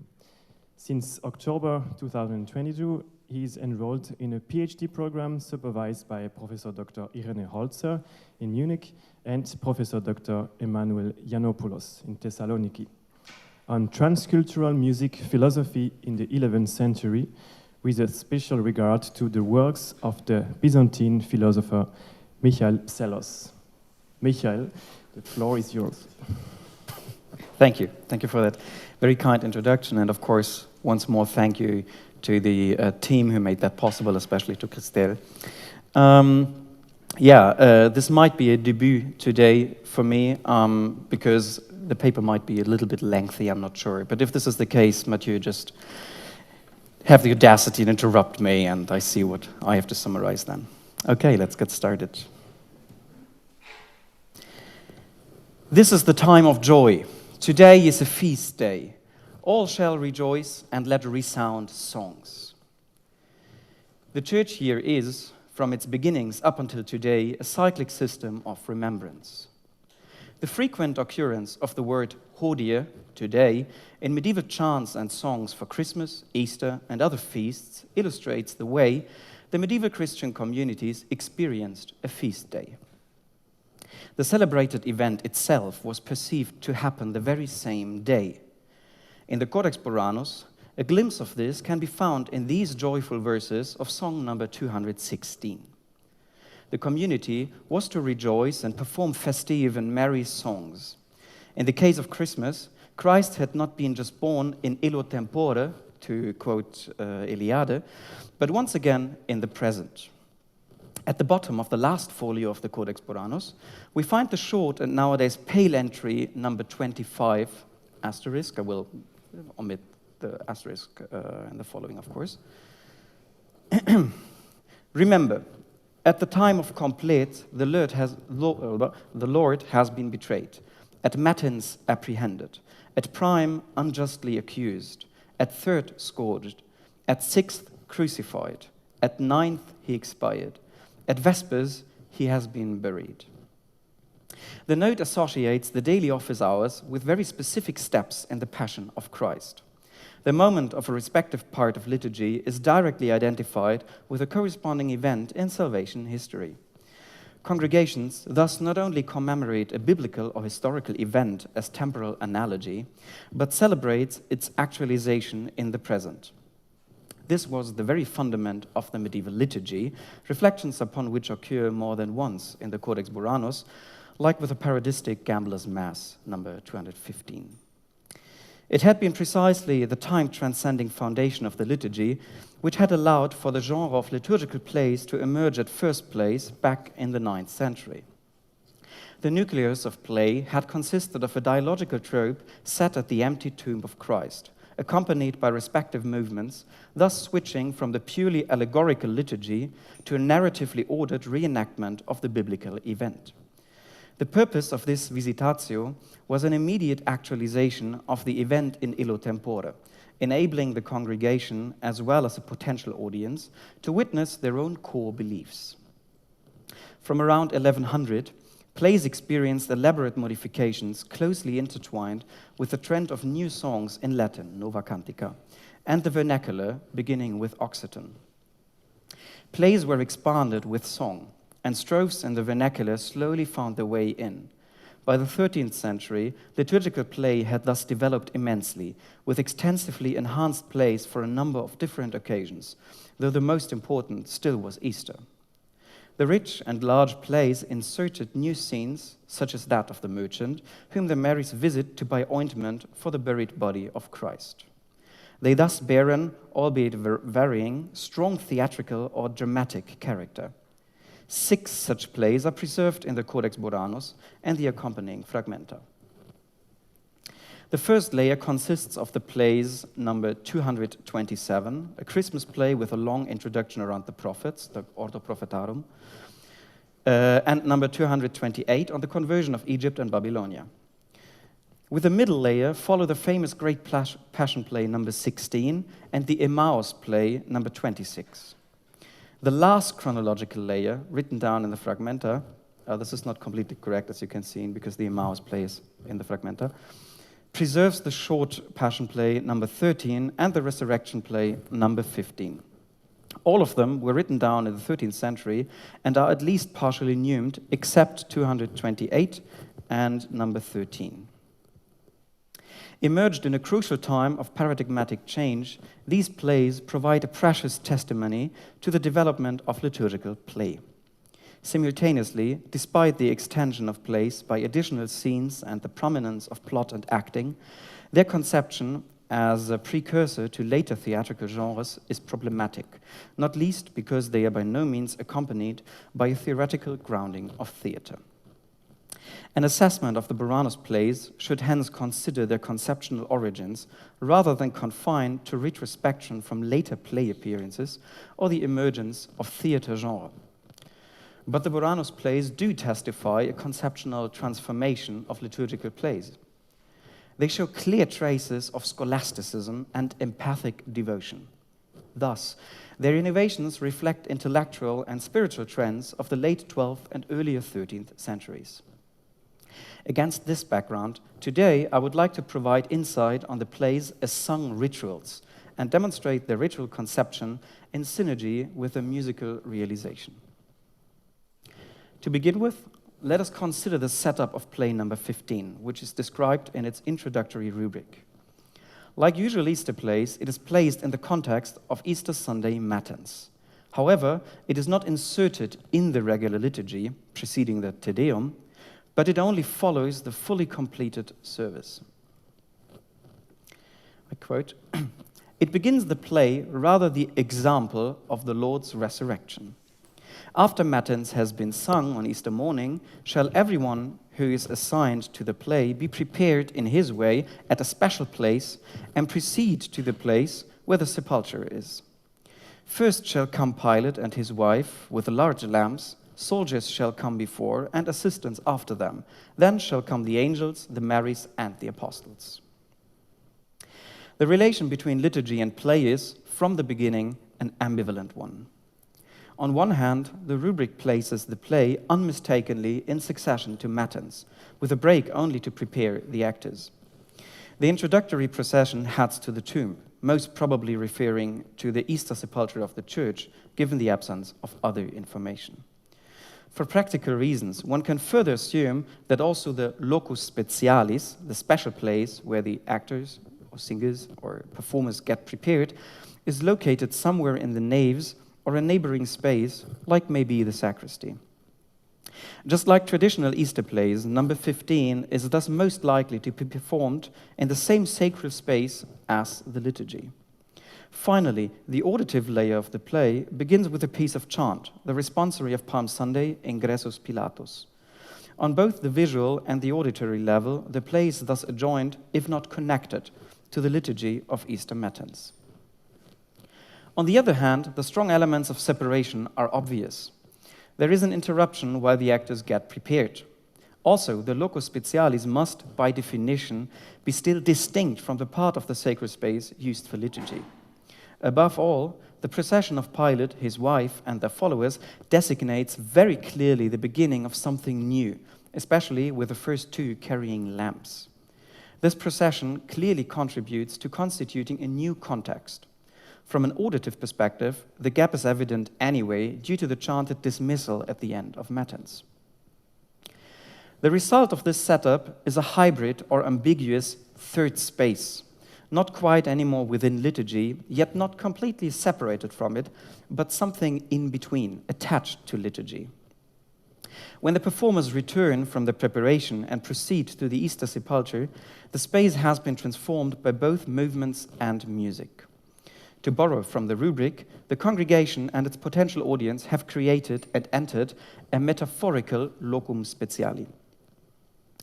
Such a metaphorical locus, incidentally, seems to be implied in a rubric from the original play number 227, when Elizabeth leaves the scene and non habebit locum does not have further space, hence is not going to appear again. Most of the other Buranus plays give somewhat similar indications by referring to a locum suum, his or her place. This points to specifically determined spots, possibly marked by some kind of scenery. I should add that in some places this might also refer to like seats where the actors could sit when not playing. The performers of the plays act in a special place, be it located in or around the sacred space, and it differs in its premises from the preceding situation of regular liturgy. The difference is one of semiotic codification or hermeneutics. Before the transformation, the liturgical codes were symbols and allegories. Now, space is open for a new context, namely a narratively ordered ritual consisting of dialogical reenactment. The introductory responsory Ingressus Pilatus perfectly mirrors this ambiguity, being simultaneously liturgical, narrative, and even dialogical. Pilate entered the courtroom with Jesus and asked him, "Are you the king of the Jews?" He replied, "You say that I am a king." Jesus then left the courtroom wearing a crown and a purple robe. And when he was dressed in this manner, everyone shouted, "He should be crucified, for he has made himself the Son of God." The responsory provides a transition which points forward to the upcoming narratively ordered dialogical play, while at the same time, as a liturgical piece, it refers back to liturgy. Throughout the plays, the recurring chants maintain a connection between play and liturgy, opening up a space for productive reflection. However, the beginning of play number 15 raises a serious problem concerning the timelines, both of the historical events and the ritual realization. The responsory Ingressus Pilatus tells of Jesus' conviction, and thus the scene it presents belongs to Passion, not Easter. It takes place even before crucifixion. But according to the ritual sequence, Christ has risen at latest by the end of Easter Matins. If the congregation of the respective church followed a typical cycle for the Triduum Sacrum, they would have performed the Adoratio Crucis on Good Friday to commemorate crucifixion, the Depositio Crucis, in which the cross is placed at the Easter sepulchre to symbolize the burial, and finally the Elevatio Crucis, the elevation of the cross from the sepulchre at Easter morning, representing resurrection. This would mean that the Easter sepulchre is already emptied by the time the procession of play number 15 gathers next to it. Christ has risen already, and neither the responsory Ingressus Pilatus nor the following scene between Pilate and the others fit into the ritual sequence. The problem would remain even without this cycle of Easter rites, if perhaps less evident. Nevertheless, just a short note, I checked some of the rituals listed in Lippard, and we have like these rituals in the region of southern Tyrol, so it's pretty probable they did that. A critic of a ritualistic reading might now argue this issue to point towards a lesser ritualistic conception and in favor of a play that is concerned more with a dramatic representation of the story. But actually, the contradiction concerns the narrative order in the same way. For as soon as the choir is done telling about the condemnation with the responsory, the play skips crucifixion and burial and immediately moves on to a scene in which Pilate and his wife discuss with the Jews whether his soldiers should guard the tomb. The play thus jumps from condemnation to the point when Christ is already buried. Judging just by the story, this arrangement hardly makes sense in its possible causal implications. The contradiction is all the more disturbing since the performers proceed towards the sepulchre. There is no attempt to blur this paradox, rather the opposite. For Pilate, his wives, and the Jews, there is no dramatic reason to walk and gather there. The introductory procession really points to the sepulchre and thereby also highlights its emptiness. The performers move to the empty tomb in order to set up the play because it is at the very center of the narrative.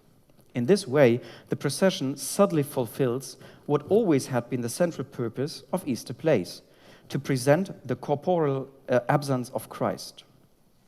This premise is the point of departure from which the play can unfold. When the traditional visitatio scene follows later in the play, it is nothing but a copy of this very moment. The play is not so much enacting the original biblical events, but recounts them on the premise that resurrection has already taken place. This presupposition even permits the play an innovation to include a depiction of the very moment of resurrection, featuring a thrice-chanted elaborate Alleluia. The play is thus based on a new conception of Easter plays. It serves the strong desire for visual demonstration, which had increased towards the end of the 12th century, and was accompanied not only by the elevation of the host, but also by the spread of Eucharistic miracle tales. This new conception of play is mirrored in the rubric title of play number 15. It introduces the following as a ludus immo exemplum resurrectionis, a play, or rather an example of the resurrection. Other than ludus, exemplum is a new and very rare term to define a liturgical play. It seems the scribe felt the need to clarify the nature of the play. The term exemplum appears in different contexts, outside liturgical plays, I mean. In legal literature, it could refer to certified copies. In rhetorics, it meant a proving explanation by representation in terms of a story, historia. Both notions of the same term concur precisely with the setup of the play. It provides an audio-visual copy of the resurrection and thereby proves it. The play does not abandon the substitution of the material corpus Christi by the mystical one in the Visitatio, but adds a manner of elaborate explanation. Immediately before resurrection happens, the soldiers discuss its impossibility, just to be struck down when it happens. The intention of the scene to prove the reality of resurrection is clearly evident in this contrast. It's a super beautiful, interesting scene. I cannot include it today, but it's very, very striking. The label exemplum appears also for the about one generation older play, number 26. The play enacts the dialogue scene between resurrected Jesus and the apostles on their way to Emmaus. This type of play was usually to be performed in the context of Easter Monday Vespers, and thus the liturgical as the theological context are likewise that of resurrection. However, in the end, the play has the apostles chant the hymn Jesu Nostra Redemptio for the Feast of Ascension. In this way, the play still celebrates the Easter feast, but hints forward to Ascension, so to the very end of the Easter period, actually. The concluding position of the hymn lets the preceding scenes bear the character of its introduction, or the other way around. The play supplies the hymn with a backstory, so to speak, that explains the use of the hymn in the liturgy and localizes it in salvation history. Among other purposes, the play provides an explanatory story by representation. A performative exemplum, it expounds the liturgical practice and connection of Easter and Ascension. The same strategy is to be found in the same generation's great passion play, number 16, although it does not explicitly refer to an exemplum. The play frequently includes responsories, antiphons, and a hymn, and thereby places them into a narrative context of salvation history. The most striking case is the scene depicting Jesus' entry into Jerusalem, which consists exclusively of antiphons and the hymn Gloria Laus. It's a manuscript, it's a very short moment, but yeah, because it gives only the incipits. The chants are used to create a scene, and thereby explained and contextualized. The play takes pieces of the liturgy and orders them according to the narrative. The original plays number 227 and 228 also do not yet bear the label exemplum. But the play number 227, so the Ordo Prophetarum and Christmas play, in particular, already displays the same principles. Its performance is mentioned to be set up in front of a church, and it consists of two parts: the prophecy of Christmas and a rational, albeit polemic, dispute between St. Augustine and the Jews concerning the possibility of the virgin birth forms the first part, while the second part shows the actual Christmas story, including the end of Herod. The freely invented and pretty anti-Judaic disputation thus anticipates and prepares the presentation of the Christmas narrative. Right from the beginning, the play combines liturgical and newly invented pieces, and even includes the earlier liturgical play tradition of the Song of the Sibyl. In this way, it orders and directs the pre-existing material towards Christmas and thus embeds them in the history of salvation. The references may reach their peak with the scenic framing of the Magnificat and the Gloria. The latter apparently led the scribe to add neumes again after 4 folios without, albeit only for a couple of lines, before the neumation is abandoned again. The disputation scene in play number 227 is analog to the discussion of the soldiers in play number 15. And another such discussion scene follows later in the same play with the shepherds.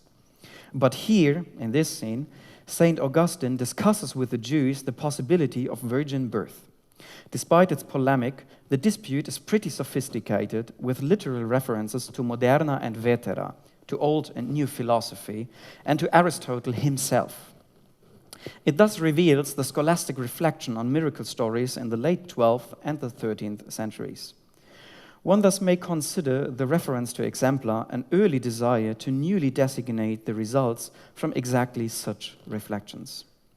Aristotle had specified the example, paradigma in Greek, as a proving story in his Rhetorics. His account was, of course, not fully accessible before Wilhelm von Morbecke's translation around 1266, and thus it was probably still unknown to the earlier Codex Buranus playwrights, if not to all of them. Nevertheless, the preference of the new concept of exemplum over the old ludus or representatio appears to be precisely in line with the uprising scholasticism and Aristotelianism. It is very plausible that the first play generation of the numbers 227 and 228 already establishes such innovation and anticipates the debates of the later 13th century. Now we have made progress on the question of the play's conception, but the contradictory placement of the responsory Ingressus Pilatus in play number 15 is still not clarified. The play is about the resurrection, so why beginning a chant that tells of condemnation and then skipping crucifixion and burial? If we reconsider the text of Ingressus Pilatus, what it actually provides is a summarizing flashback. It sets and I have this word actually from Peter Dronke. It sets the dialogue of Christ and Pilate, the presentation of the tortured, and the call for crucifixion in direct sequence, thanks to its Christological centering on the motive of kingship. In this way, it captures and summarizes central stations of the Passion story, and also alludes to crucifixion. Seen this way, the narrative contradiction is diffused. Ingressus Pilatus condenses the Passion into a single chant to prepare the following exemplum of resurrection. This condensation is paralleled on the level of liturgy. The original place of the responsory is the first Vesper of Palm Sunday, thus on the eve of Holy Week. Its return in the play does not only recount the Passion story, but creates a link to the very beginning of the liturgical cycle of Holy Week. In this way, the responsory encapsulates the narrative and liturgical Passion events in an epitome, from which the exemplum can unfold hereinafter. The resurrection play is linked to the liturgy of Holy Week. Ingressus Pilatus introduces also the great Passion play number 16, and we may conclude the same incentive. Since the play enacts the story of Passion, not resurrection, the responsory does not provide a flashback regarding plot, but a preview. Nevertheless, Passion plays were likewise performed at Easter, and so the liturgical reference and encapsulation works in the same way. It sets the premises for an exemplum to unfold. The mechanism of encapsulation is not confined to the use of ingressus pilatus. The immediately following scene in number 16 applies it as well. The scene presents 3 successive actions. Christ appoints his first disciples, Peter and Andrew, heals a blind man, and then confronts Zacchaeus. As Peter Dronke pointed out, the scene is, I quote, recalling 2 vital episodes in Christ's ministry which emblematically show Christ's first and last appeals for followers, end of quote. These episodes do not belong to the Passion story, but exemplarily encapsulate the whole ministry. The scene therefore sets up the narrative premises for the subsequent Passion episodes, and moreover, it condenses the formation of the Christian community. It allows the participants of the ritual to witness the primordial formation of their community, and thus serves to renew it, so the community of the faithful can transform into the spiritual ecclesiastical corpus Christi that substitutes his material body. Creating community is an essential function of liturgical plays and other rituals. We find the same incentive in the dispute between St. Augustine and the Jews in play number 227. The scene abuses the Jewish community as an adversary against which the Christian community can form by stressing its perspective on the arrival of the Messiah. It is not only the sophisticated dispute which stands out, but also its musical layout. The neumes of number 227 preserve a song controversy. The playwright spends some effort to assure the performativity of this exchange by leading it into a desperate climax. St. Augustine begins to chant the Christmas sequence, Laetabundus exultet, and the prophets antiphonally continue with the second verse. But as soon as they reach its end, the Jews interrupt their chanting and satirize its final words, res miranda, miraculous thing, by singing, dicat, res neganda, nonsense. If we can trust the neumes, the melody is composed with the same idea of a slightly divergent imitation. For while the core phrase stays the same, the cadence is slightly simplified. The rubric states that both parties shall take turns repeating these 2 expressions a couple of times before the Christians go on with chanting the sequence. And I'm very happy we're able to have a glimpse of this very scene, and I thank very much my friend Aurore Gontard to reenact for us today the Christian community by giving an example of this scene.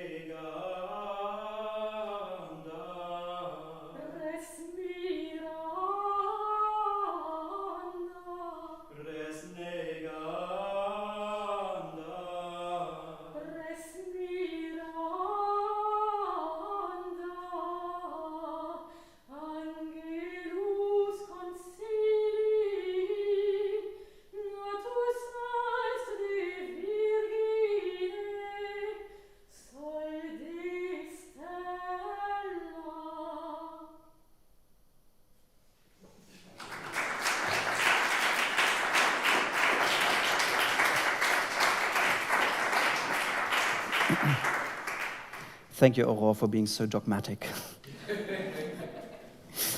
Such distributed use of a sequence across multiple roles is not new for liturgical plays, but its use in number 227 is indeed remarkable. The shared chanting of the sequence connects the performers, maybe even includes the audience, and thus let them feel their community in celebrating Christmas.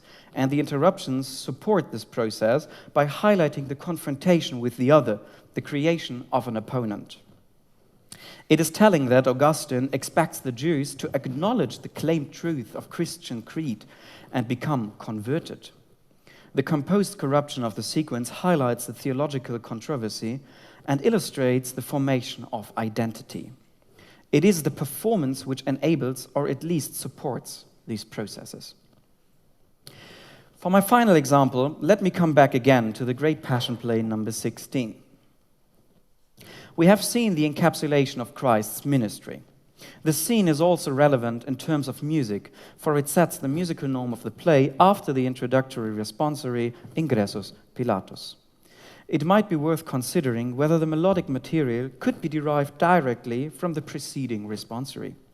In any case, the prose verses are mostly in biblical idiom, and the neumes they carry indicate a syllabic oligotonic recitative style. I've marked some of the tone groups. This style is used throughout the play with a variable occurrence and intensity of tone groups. It alternates with the insertion of chants, so that the musical design of the play is quite heterogeneous, a feature that finds productive application especially in two scenes, the conversion and repentance of Mary Magdalene and the lamentation of Virgin Mary. Both scenes express the wish to share the women's emotional stages, the same trend that led to the composition of the famous Stabat Mater sequence.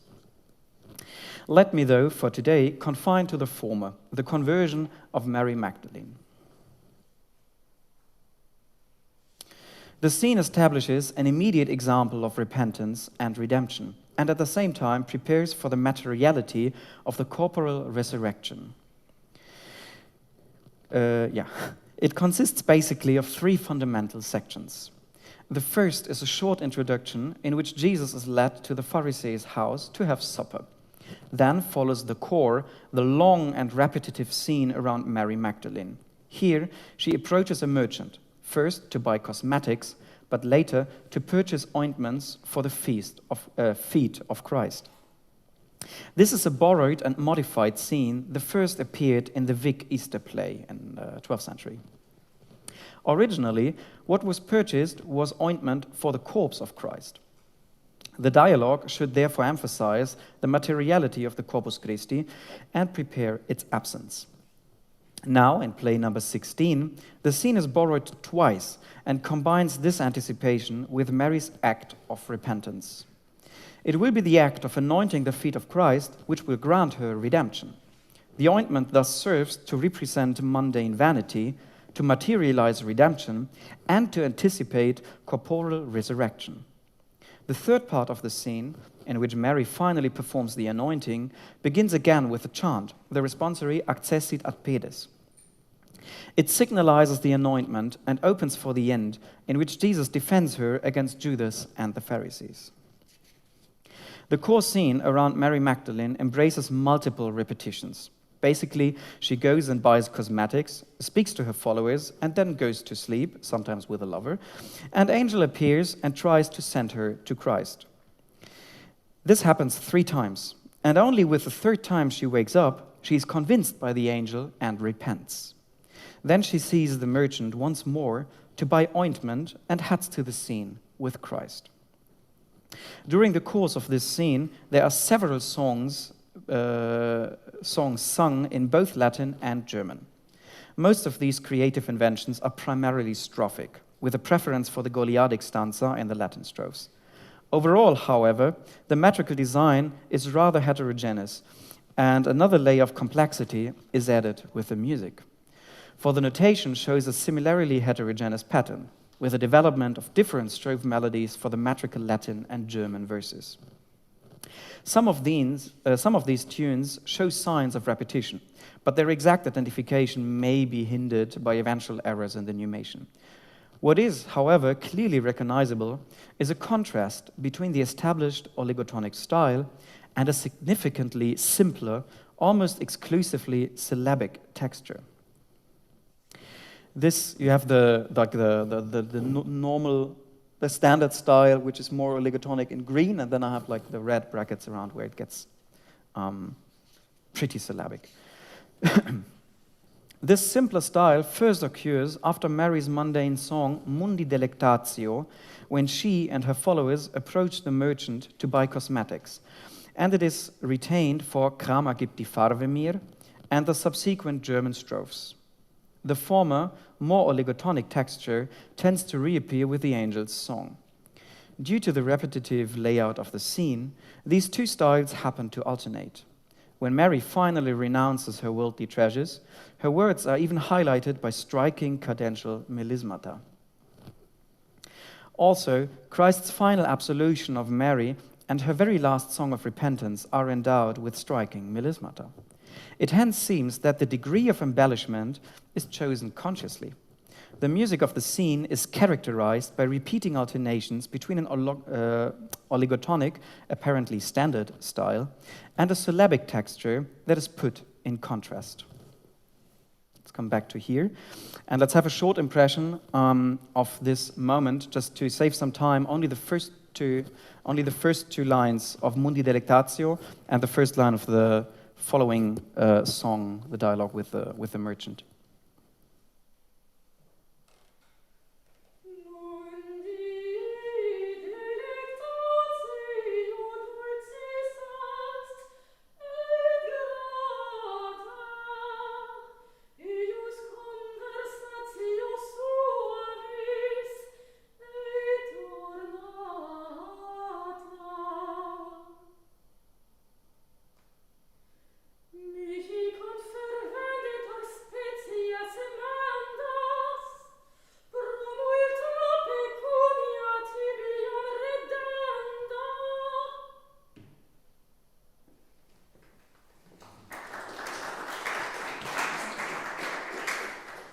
Thank you.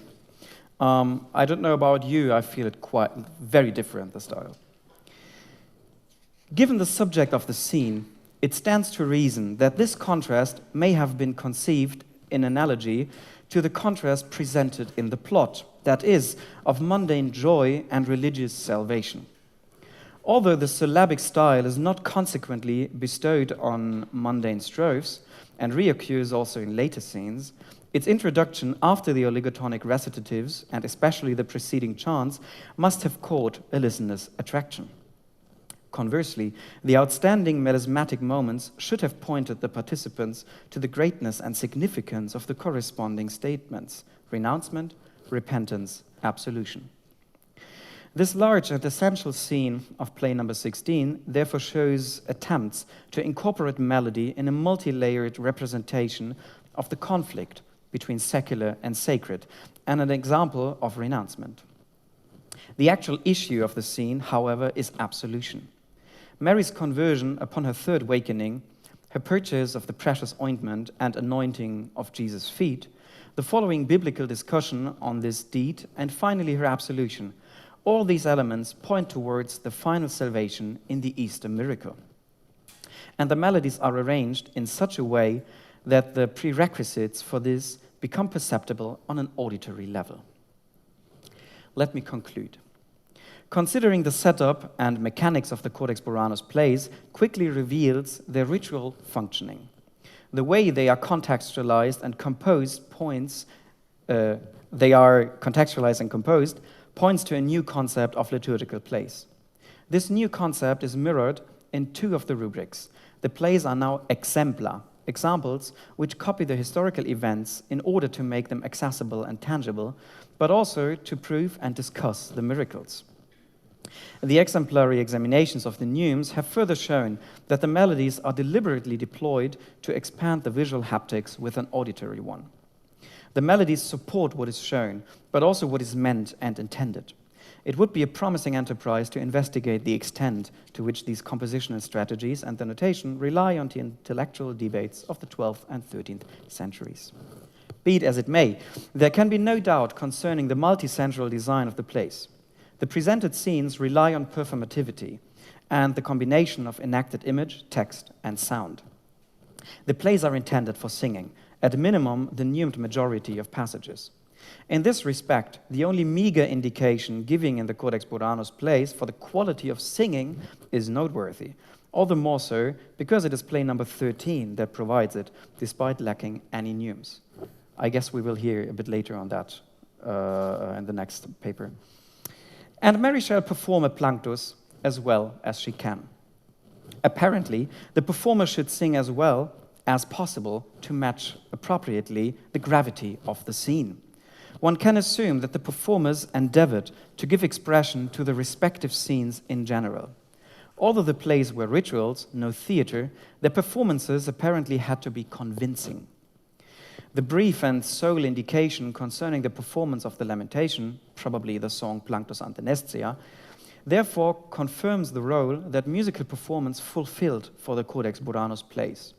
The plays are expressive rituals that are carried out in singing, and through singing they gain plasticity. Thank you very much.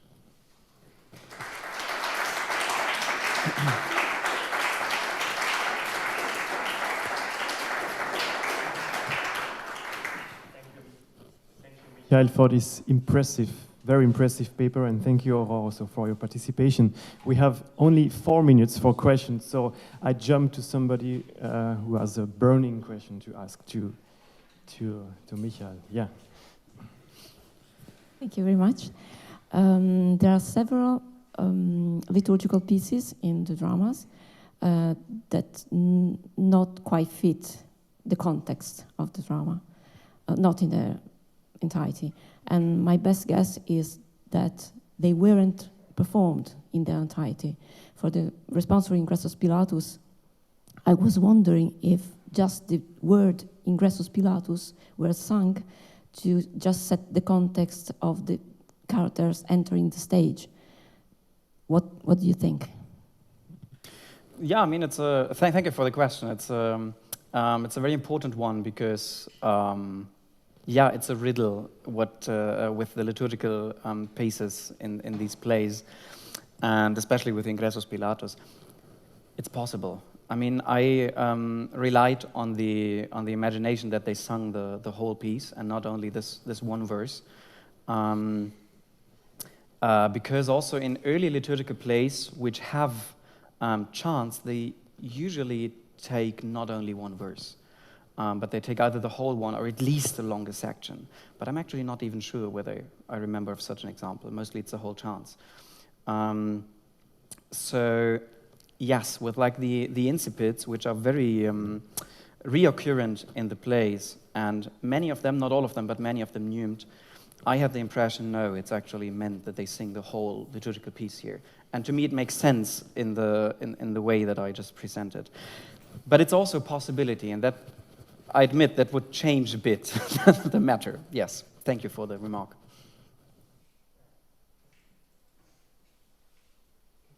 Kelly? Yeah. Let us discuss examples.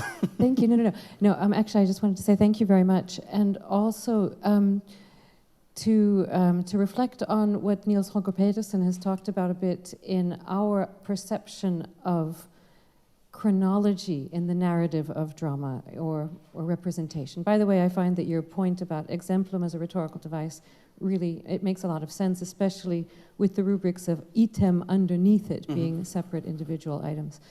So I guess it has so much to do with what we expect to hear in a logical story. But so many of the things that we would now call dramas are more associative. They don't necessarily have to follow in a chronological order. That was what I was thinking of as you were talking, but I really want to appreciate what you've brought to the table. Thank you. Thank you very much for this comment. Again, here, I think there are a lot of questions that remain open for liturgical plays, and we still not completely got how it evolved, what it's about, how it works, how they perceived it. But what we can definitely see is the difference to liturgy is the switch from allegorical to narrative, and actually to dramatic, because it's not telling, but it's reenacting. And it's true, there are a lot of places in which the narrative is not super logical for our perception how a story should go. But the overall story is coherent, and this is like the essential point. And if we assume that Ingressus Pilatus was sung completely, it's not coherent. It doesn't work, and that's like the point I was trying to make. Yeah. Maybe I do have one example. In 1139, before the Lamentatio Rachelis, there's the verse to the responsory for the Innocentes, and that's put with the incipit of Vidi. And it follows really nicely into the music and the text that follows of Lamentatio if you don't go on. Okay. Okay, thank you. Good to know.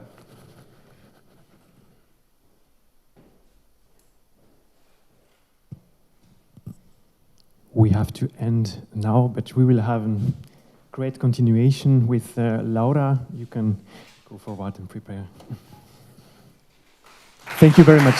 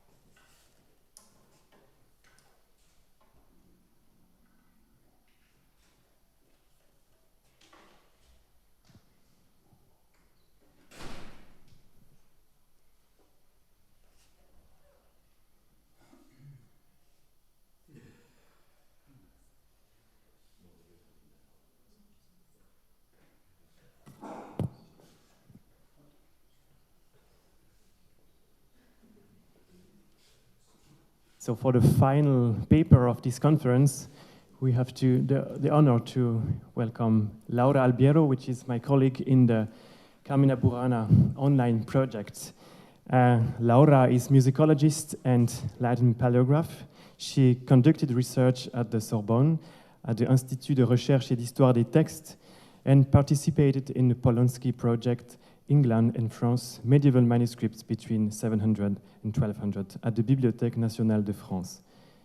She got a few awards. Among them, in 2021, she was awarded funding through the Emergence program given by the Ville de Paris for her project Fragmenta Parisiensia. A significant portion of her research is dedicated to the discovery, study, and cataloging of liturgical sources. In this field, she collaborates on the catalogue des manuscrits notés, Brepols, serving as co-director of this series alongside Christian Meyer since 223. And we will hear about her research about the Passion play in the Codex Buranus. Thank you, Mathieu. This work benefited a lot from the exchanges within the team, the Carmina Burana team. So I'd like to express my gratitude to Christelle Cazot, Mathieu Romanons, and Ugo Bindini. The Codex Buranus, as we have seen, includes a supplementary section that preserves a small cycle of liturgical dramas, among which two versions of the Passion play, a longer and a shorter version, which are not related to each other. Thank you. The longer Passion play represents one of the most elaborate reworkings of the Passion narrative in medieval Latin drama. Composed in a compelling mixture of prose, verse, and liturgical chant, this play demonstrates how medieval creators used music to structure dramatic narrative, intensify emotional expression, and bridge the boundaries between liturgical ritual and theatrical performance. The play has been edited, first by Schmeller in 1847, and 2 years later at the Stand du Méril, in a work of liturgical drama, and then by Froning in 1891. The text has been examined by Carl Jung, who offered one of the earliest systematic studies of the structure and sources. And of course, the play was edited in the monumental work of Hilke and Schumann. The literature on the subject is extensive, yet it remains largely grounded on Jung's foundational studies. Recent publications have shifted the focus toward exploring the meaning of the text and examining the relationship between different plays in an effort to pinpoint more precisely the development of the plays and its construction. Beyond questions of origin and narrative coherence raised by elder scholars, the physical form of the manuscript context of the Passion Play offers another key to understand its function and later adaptation within the Codex Buranus. The Passion Play appears, in fact, in an added section of the Codex Buranus, distinct from and somewhat later than the manuscript main corpus. The portion was copied by two scribes, different from those responsible for the principal gatherings, suggesting a separate stage in the Codex compilation. Despite this later insertion, strong evidence indicates that the supplementary section was conceived as an integral part of the manuscript. The folio share the same layout, ruling, and dimension of the original ones, demonstrating that the edition was carefully designed to harmonize with the whole.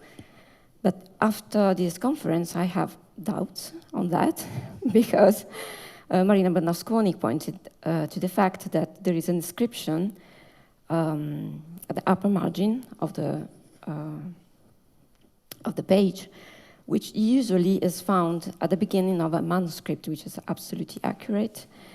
And so it is still possible that this section was conceived, at least in the origin, independently as an independent codicological unit.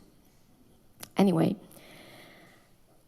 the Passion Play is also closely connected to the original part of the Codex Buranus, since it includes parts of the chants Flete Fideles and Planctus ante Nescia, two pieces that are copied as later editions elsewhere in the manuscript on folio 55 of CLM 4660 and folio 4 recto of the CLM 4660A. While this might suggest that the Passion was constructed from materials already present in the manuscript, it is equally possible that these chants were added to the Codex after the composition of the play, reflecting later efforts to integrate the drama more fully into the manuscript's overall framework. Such a deliberate integration indicates that the Passion Play was not a peripheral or incidental inclusion, but a substantial element in the manuscript's continuing development. The structure of the Passion Play unfolds as a generally organized narrative sequence centered on the principal episode of Christ's life. The drama begins with a formal prologue, marked by the entrance of key characters and the responsory Ingressus Pilatus, which set the devotional and musical framework of the work. This introduction is followed by 14 distinct scenes, each varying in length, tone, and emotional intensity. Together, they trace a coherent dramatic progression from the conversion of Peter and Andrew through the successive events of Christ's ministry and suffering, culminating in the scene of the crucifixion. Jung has already highlighted the overall construction of the play and identified several narrative inconsistencies that distinguish this play from other representations. He noted in particular the insertion of certain scenes whose tone, content, and somewhat incongruous sequence of events set them apart from the surrounding episodes. Jung suggested that the play was constructed by assembling multiple scenes and pieces that had been previously composed as independent works, implying a process of compilation rather than a unique creation. Music plays a fundamental role. in the Passion play of the Codex Buranus, shaping both structure and dramatic expression. The text is almost entirely notated with German staffless neumes, indicating that it was conceived above all as a musical performance. The alternation between sung and recited passages defines the rhythm of the action and contributes to the differentiation of characters and situations. Three distinct types of text are employed throughout the scenes: liturgical pieces, prose passages, and versified sections, each distributed unevenly according to the narrative and performative needs of the individual episodes.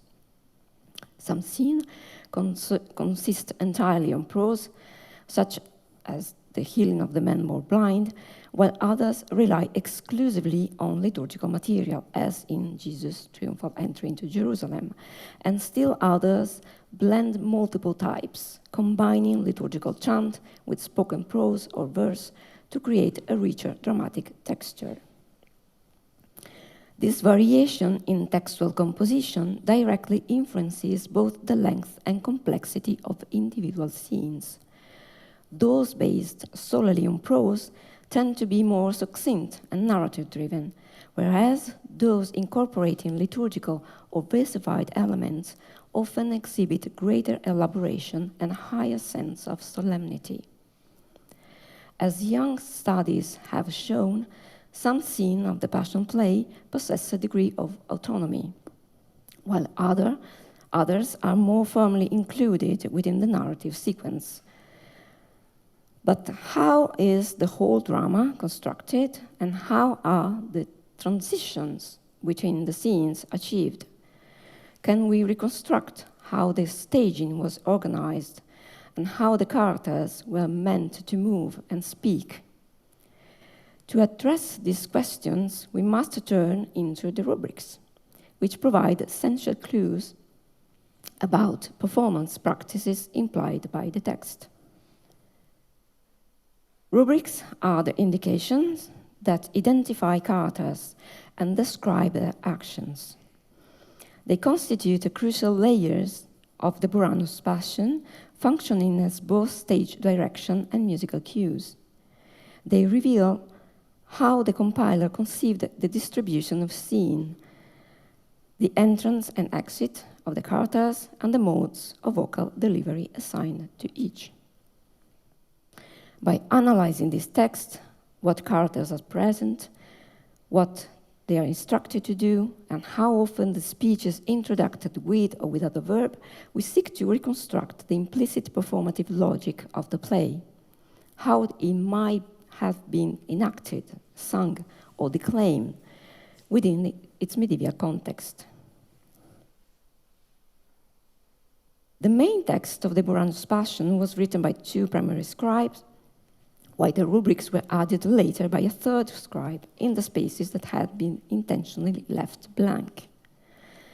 Since the rubricator's script is quite broad, the available space was often insufficient, and portion of the rubrics has to be written in the margins.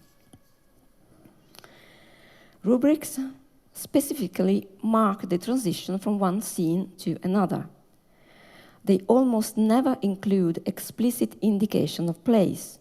Instead, they mark the entrance of new characters or signal shifts in the focus of the dialogue. The rubrics generally announce who appears or speaks, yet in several instances, characters are present on stage without delivering any lines, serving instead as silent witnesses in the unfolding action. This is the case with Pilatus' wife, who appears on stage from the opening scene, and with the merchant's wife. Both remain silent throughout the entire play. Interestingly, the Pilatus' wife and the merchant's wife speak in another drama of the Codex Buranus, the Resurrection play, which suggests that the two plays may have been performed consecutively as part of a larger Passion-Resurrection cycle. Most of the time, The location must be inferred from the dialogue itself and from the identity of the interlocutors, as the rubrics provide no explicit indication of the place. Only in the second scene is a setting specified, when Jesus is said to go to the Litus Maris, the seashore, a detail that momentarily anchors the action in a recognizable environment. This general lack of spatial detail is likely due to the fact that the play was performed in a single setting, either within the church itself, as the presence of the clergy would suggest, or immediately outside it, where changes of scene could be conveyed through movement and dialogue rather than through shift of location. The Passion play contains no indication on when or where it was to be performed, offering no explicit liturgical or spatial framework. Instead, as we have seen, the Resurrection play is introduced with a rubric, stating that it should be performed after Matins at the loco ubi sit sepulchrum, the place where the tomb is. If we assume that the Passion and Resurrection plays were performed consecutively, we may infer that the Passion was staged immediately beforehand and likely in a similar location. The absence of spatial markers in the Passion play suggests also that the compiler relied on the audience's familiarity with the biblical narrative to supply the context, and that the performance itself depended less on visual staging than on vocal and textual cues to evoke the successive moments of the Passion.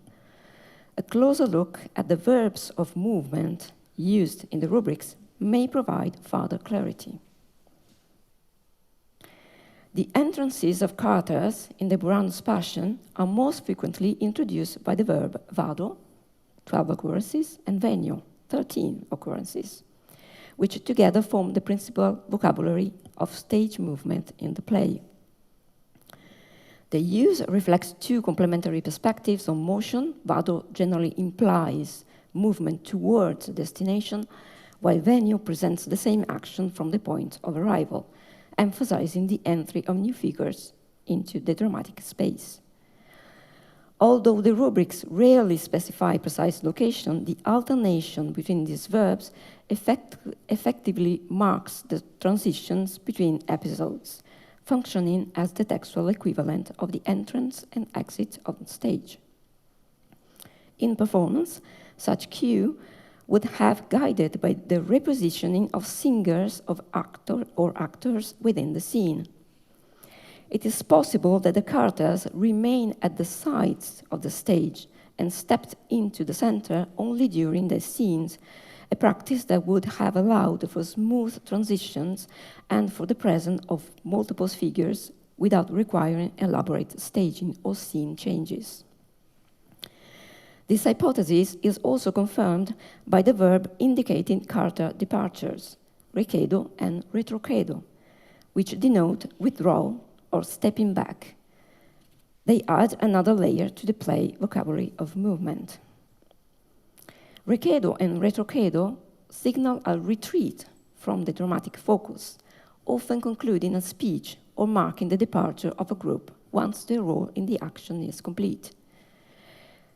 The use suggests that the compiler envisioned not a static recitation, but a dynamic staging in which performers physically shifted position within the stage to indicate the ebb and flow of the narrative.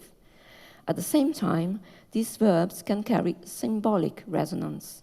Withdrawal often coincides with moral or emotional distance. The verb retrocedo occurs only once, in the episode where the Jews step back as Jesus identifies himself on the Mount of Olives, a gesture that symbolizes not merely physical movement, but the moral and spiritual distance separating them from Christ. The verb recedo occurs twice in the Buranus Passion. It is employed to move a character into the background, creating space for another figure to assume a prominence in the scene. In the first instance, The angel steps back to allow Mary Magdalene to arise and sing. In the second, the lover withdraws to cede the stage to the devil. However, this verb is used within different episodes in the same scene. Rather than indicating a complete exit from the performance space, the verb functions as a mechanism for redistributing dramatic focus. Beyond these specific occurrences, the exit of characters was usually left implicit. In most cases, the conclusion of a scene or the entrance of new characters was evidently sufficient to indicate that others had withdrawn without the need for explicit mention. Alongside the more frequent vado and venio, the Buranus Passion also employs a set of more nuanced verbs of motion, accuro, procedo, accedo, and redio, which articulate subtle variations in how characters move within the space. Mary and Martha accurrunt towards Jesus, an action that conveys urgency or emotional intensity. Procedo, used for Jesus walking towards Zacchaeus, suggests deliberate progression, fitting for solemn movements. Accedo expresses respectful or reverent movement, while redio indicates a return to a previous situation. And it is employed when Jesus comes back to the apostles after praying on the Mount of Olives, marking not merely physical return, but the resumption of his earlier role and relationships with his disciples. These verbs imply that the compiler conceived the performance as a fluid sequence of gestures capable of expressing psychological and spiritual nuance through physical orientation, approach, advance, retreat, and return. The verb surgo introduces yet another level of performative nuance. Unlike verbs that describe entrance or exit, surgo marks a gesture within the scene itself, the act of standing up to speak. When a character surgit, he is already present, but momentarily assumes a position of authority, readiness, or emotional intensity. This simple movement transforms the performer's posture into a rhetorical signal, visually emphasizing the importance of the following words. Significantly, the verb is used 3 times for the Mary Magdalene and once for the Virgin Mary, suggesting that this gesture is particularly associated with female figures who embody devotion and emotional engagement.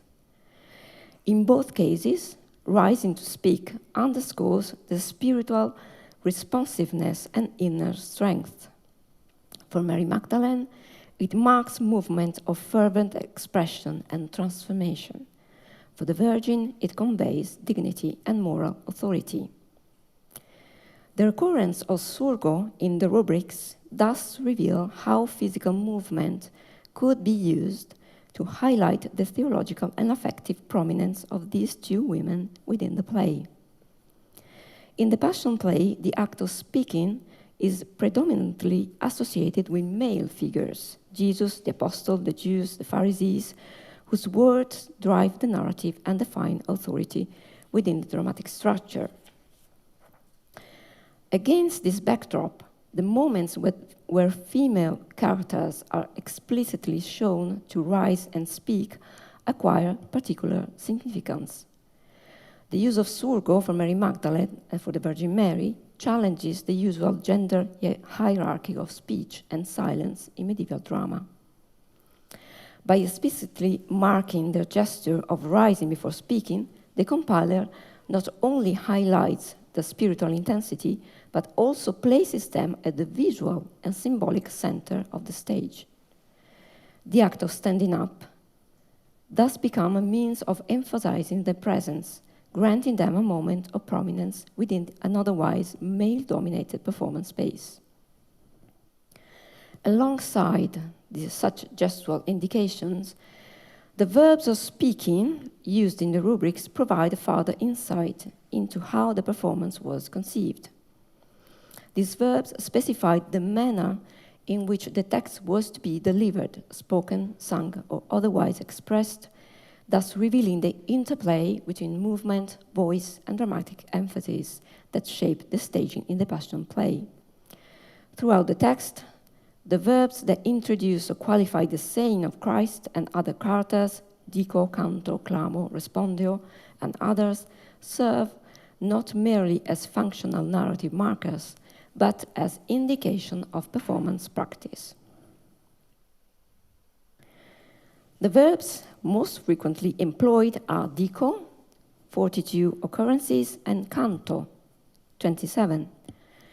In 38 cases, the rubric identifies the speakers only by the name with no verb of utterance, leaving the mode of delivery undeterminate. The distribution of the verb dico and canto also may reflect a distinction between different textual and musical registers within the Buranus Passion. The verb dico is usually associated with spoken exchanges, while canto is typically used for more ornamental musical pieces. However, this distinction between dico and canto is not applied consistently throughout the text. The verbs are sometimes used interchangeably or in contexts that blur the expected boundaries between prose and verse, speech and song. The verb dico occurs more frequently in prose passages, whereas canto is used for the versified parts. Liturgical pieces are, however, evenly distributed between the two. Such variability suggests that the compiler did not adhere to a rigid terminology, but rather employed this verb flexibly, perhaps reflecting the fluid coexistence of spoken and sung delivery within the same scene.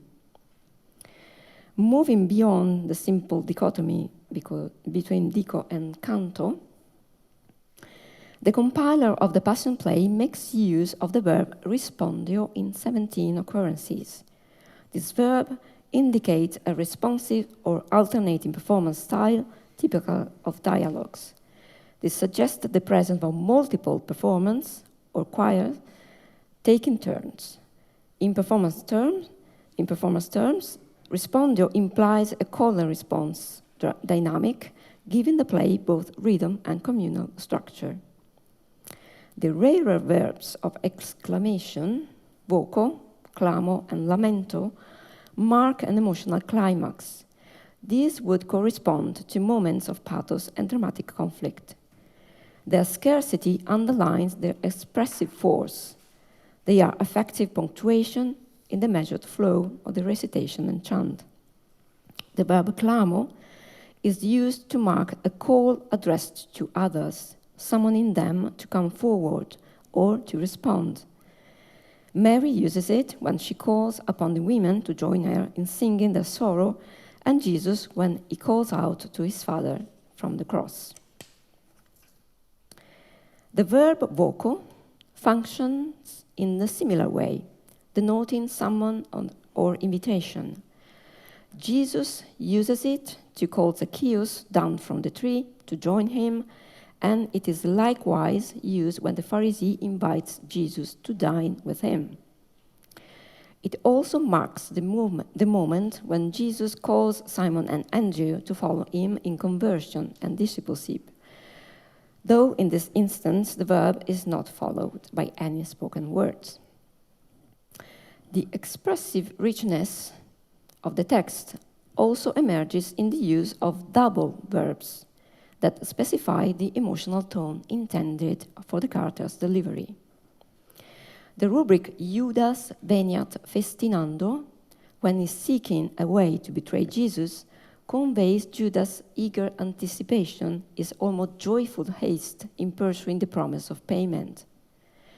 In the scene where Judas returns to the authorities to give the money back, his entrance is marked by the striking accumulation of emotional gestures. He arrives singing, cantando, throws down the coins, and then speaks while weeping, dicit flendo. This layering of actions and affective states creates a powerful crescendo of emotion. The cantando is particularly ambiguous. It could suggest bitter sarcasm, a kind of desperate or manic outburst, or perhaps even a stylized lament that recalls liturgical traditions.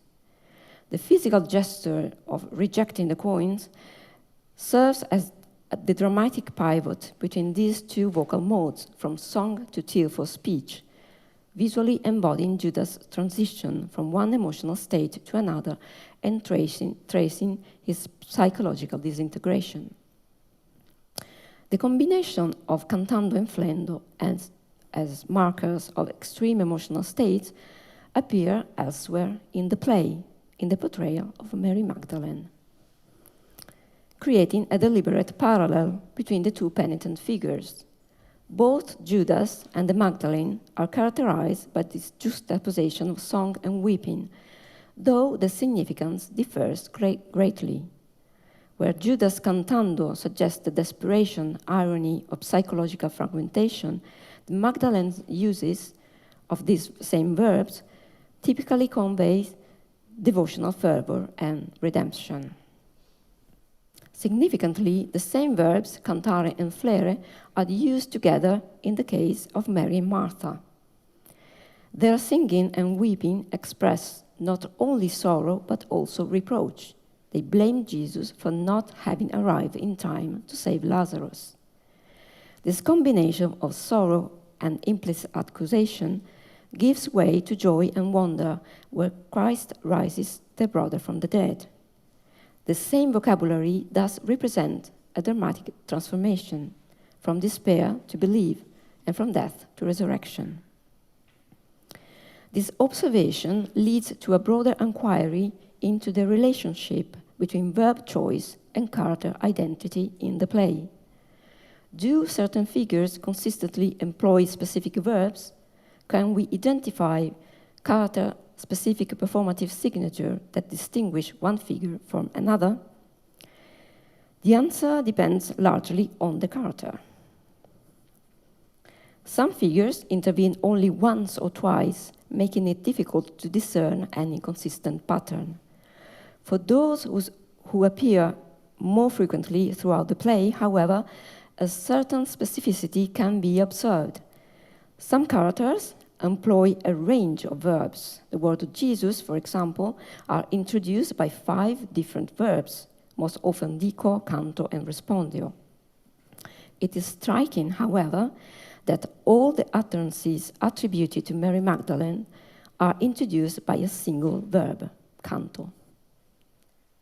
While other characters alternate between speaking, responding, and singing, Mary Magdalene communicates solely through song. This may imply that her role is conceived as inherently lyrical or musical, representing emotional intensity more than rational discourse. This choice underscores her role as a figure or affective expression and perhaps links her to the tradition of female mysticism that emerged and flourished from the 12th century onwards.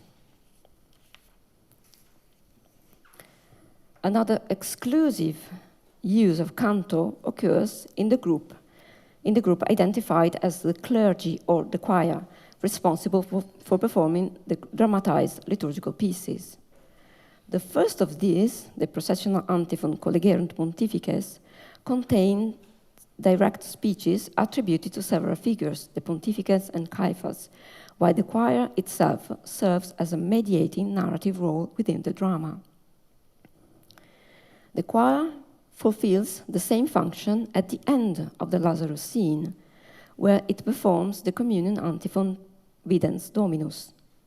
Once again, the choir provides a kind of choral commentary on the action, framing the episode within the dramatic context, while the direct speech is reserved for Jesus. The choir additionally participate in the responsory Accessita Pedes within the Magdalene scene. The choral responsory serve a double function within the Magdalene scene. It provides structural articulation in this long episode, while offering liturgical commentary on the Magdalene's acquisition of oil for anointing Christ's feast. The effect is to shift the focus from individual action to communal contemplation. To conclude, the analysis of the rubrics in the Passion Play reveals a careful use of verbal indications that refine and nuance the stage directions. Through the choice of verbs, the compiler constructs a network of expressive cues that shape not only the delivery of each line, but also the emotional texture of the performance. The consistency with which certain verbs are associated with specific characters underscores the symbolic role within the drama. Ultimately, the rubrics reveal a refined understanding of performance in which the boundaries between reading, chanting, and acting are not strictly separated. They function not only as practical instructions, but also as markers that guide the transition from written text to performed action. In this way, the Passion Play appears not merely as a dramatization of the Gospel, but as a structured form of devotional expression, where words, melody, and gesture work together to create a coherent whole, allowing elements to draw from different origins to resonate together within a single purposeful vision. Thank you.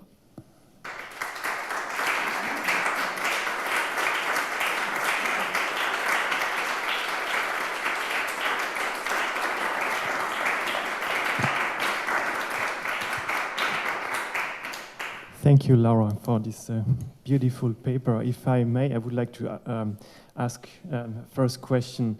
If you said that these verbs of movements are so carefully chosen, conveying a meaning of spiritual intensity, and then may evoke something for the compiler, then maybe it could also evoke something for the reader. So do you think this liturgical play, or liturgical plays in plural, could also work as pure text for a reader? If the reader reads the rubrics, it would also evoke something strong for him, surgat, in a particular context, and so maybe a hint to the double status of this text, rubrics indicating something for the performance, but also they can be received as a literary object. Yes, thank you. This is entirely possible, and most of all because I treated this play as a play that has to be performed, but the very fact that these plays were performed has been questioned previously by scholars, and one possibility is that these dramas were intended to be read effectively. Donc, yes, this is entirely possible, that these verbs convey a sort of imagination that they lead to the reader to imagine how the scene could be performed. But it is possible that this play was never performed. Thank you. Michael? Thank you. If I just may add briefly before I go to my actual question. It definitely, I would agree, it's possible it has been only read, but I don't think it's probable, at least not for the conception, because it's just like the way it's described, the rubrics, and with the melodies, I think the whole thing only works if it is sung. But yeah, it's like we will never end this this question. Of course, I mean, it's like, yes, exactly. It doesn't have to be either or. Absolutely. So thank you a lot for this super interesting reading of the play. And I think the analysis of the verbs, it brings us a lot. It's a super precious insight. I would be interested in a comparative examination concerning the Dizere and the cantata, because in other plays, at least as I have it now in my mind, it's not so clear that like one verb refers to something that is more elaborate than like dicere maybe to something more simple. It's, to me at least, it seemed quite an arbitrary choice of words, but maybe it isn't. That would be super interesting to have in comparison. And now finally to my question. Who do you actually think would have sung this piece? It's like the most evident, like most obvious question, but actually it's not so clear because we had some very interesting insight on these days on where the codex might come from, but in the end we don't know the specific church, we don't know the specific context, and this means we don't know the space and we don't know the people around. And it might be just a congregation without anyone external, which also would have consequences for like male and female, as you spoke about this topic. But it could be a collaboration between like a congregation and additional performers. So what is your opinion? Well, we don't have much evidence for that. In the Passion play, we have, for choral performances, we have mention of a clerus, so it's really the clergy. So we might assume that this is the context of the performance is in the church or within the church or immediately outside the church, but it's hard to say because we don't have any evidence of that. I think that it's related to a congregation, so we don't know exactly in which context the Buranus was copied and elaborated, but it is possible that was a monastery or they were canons, regular canons. I can't really answer this question, but I imagine that it is a clerical environment, a religious environment at least. To this topic, I'm sorry, I will come back to the paleography, but Bernard Bischoff, in his introduction to the facsimile, says that the writing, the script of these rubrics in this Passion play is a cursive, a bit more documentary script, which, I quote, hardly could be found in a Benedictine monastery. I don't know why Benedictine specifically, but around the end of the 13th century, because we think that it was really written in the late 13th century. And my question, I have many thoughts about these rubrics. There is not enough space for them, but how much later could they have been written also? Could they be added later to enhance, to give further explanation to how to possibly stage or to perform this play? Yeah. Rubrics are added later in the sense that when the whole text is prepared, first the main text is written and then the rubric are written immediately later. And I believe that they are added immediately later, even if the space is not properly calculated. But it is also true that the scribe, the writing of the main scribes, the two main scribes, is much more narrower than that of the scribe of the rubrics. So they couldn't prevent the rubrics to invade the margins. They couldn't think how much space, they couldn't think of how much space was needed before the rubricator came.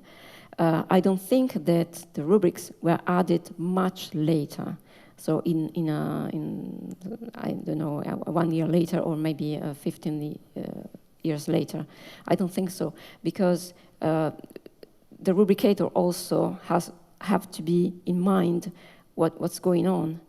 And so the memory of the main text has to be very fresh.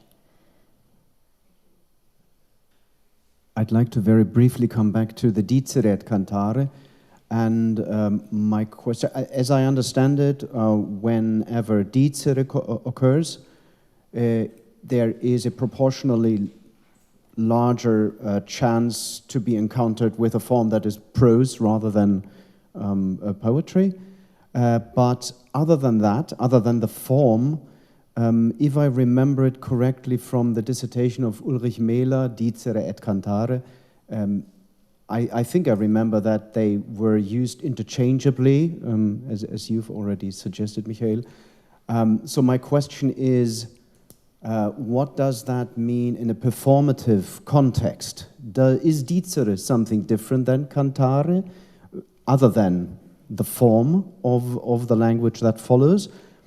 And if so, what is dicere?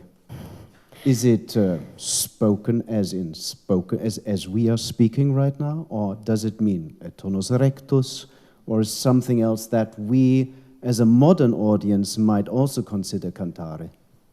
Okay, thank you for the question. Is the question too long? So the two verbs are employed not in a consistent way. So sometimes they appear to be interchangeable. But if we look at the overall employ of these two verbs, most of the time dicere is mostly used for prose or chants that are not melismatic, syllabic. And canto is more for versified text or more ornated pieces. That said, I believe that dico is not just speak, because most of the pieces are neumed in a not melismatic way, so a syllabic style, but they are neumed. So I believe that dico is more, a more declamation style of singing, rather than canto. That's more really, I take the space and the physical space and the time to elaborate a more beautiful and ornamented piece. So I believe that this the basic difference between the two, but it's true that the two can be switched.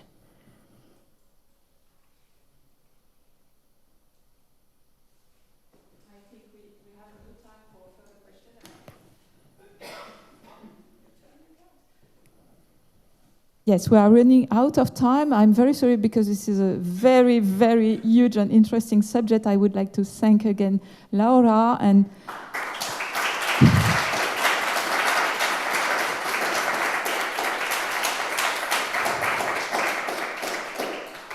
for all this fantastic morning. I would like also, because we have to go to the Leonardskirche for the last concert with a passion play, excerpt from it, of course. You will have sandwiches in the cafeteria and a bottle of water.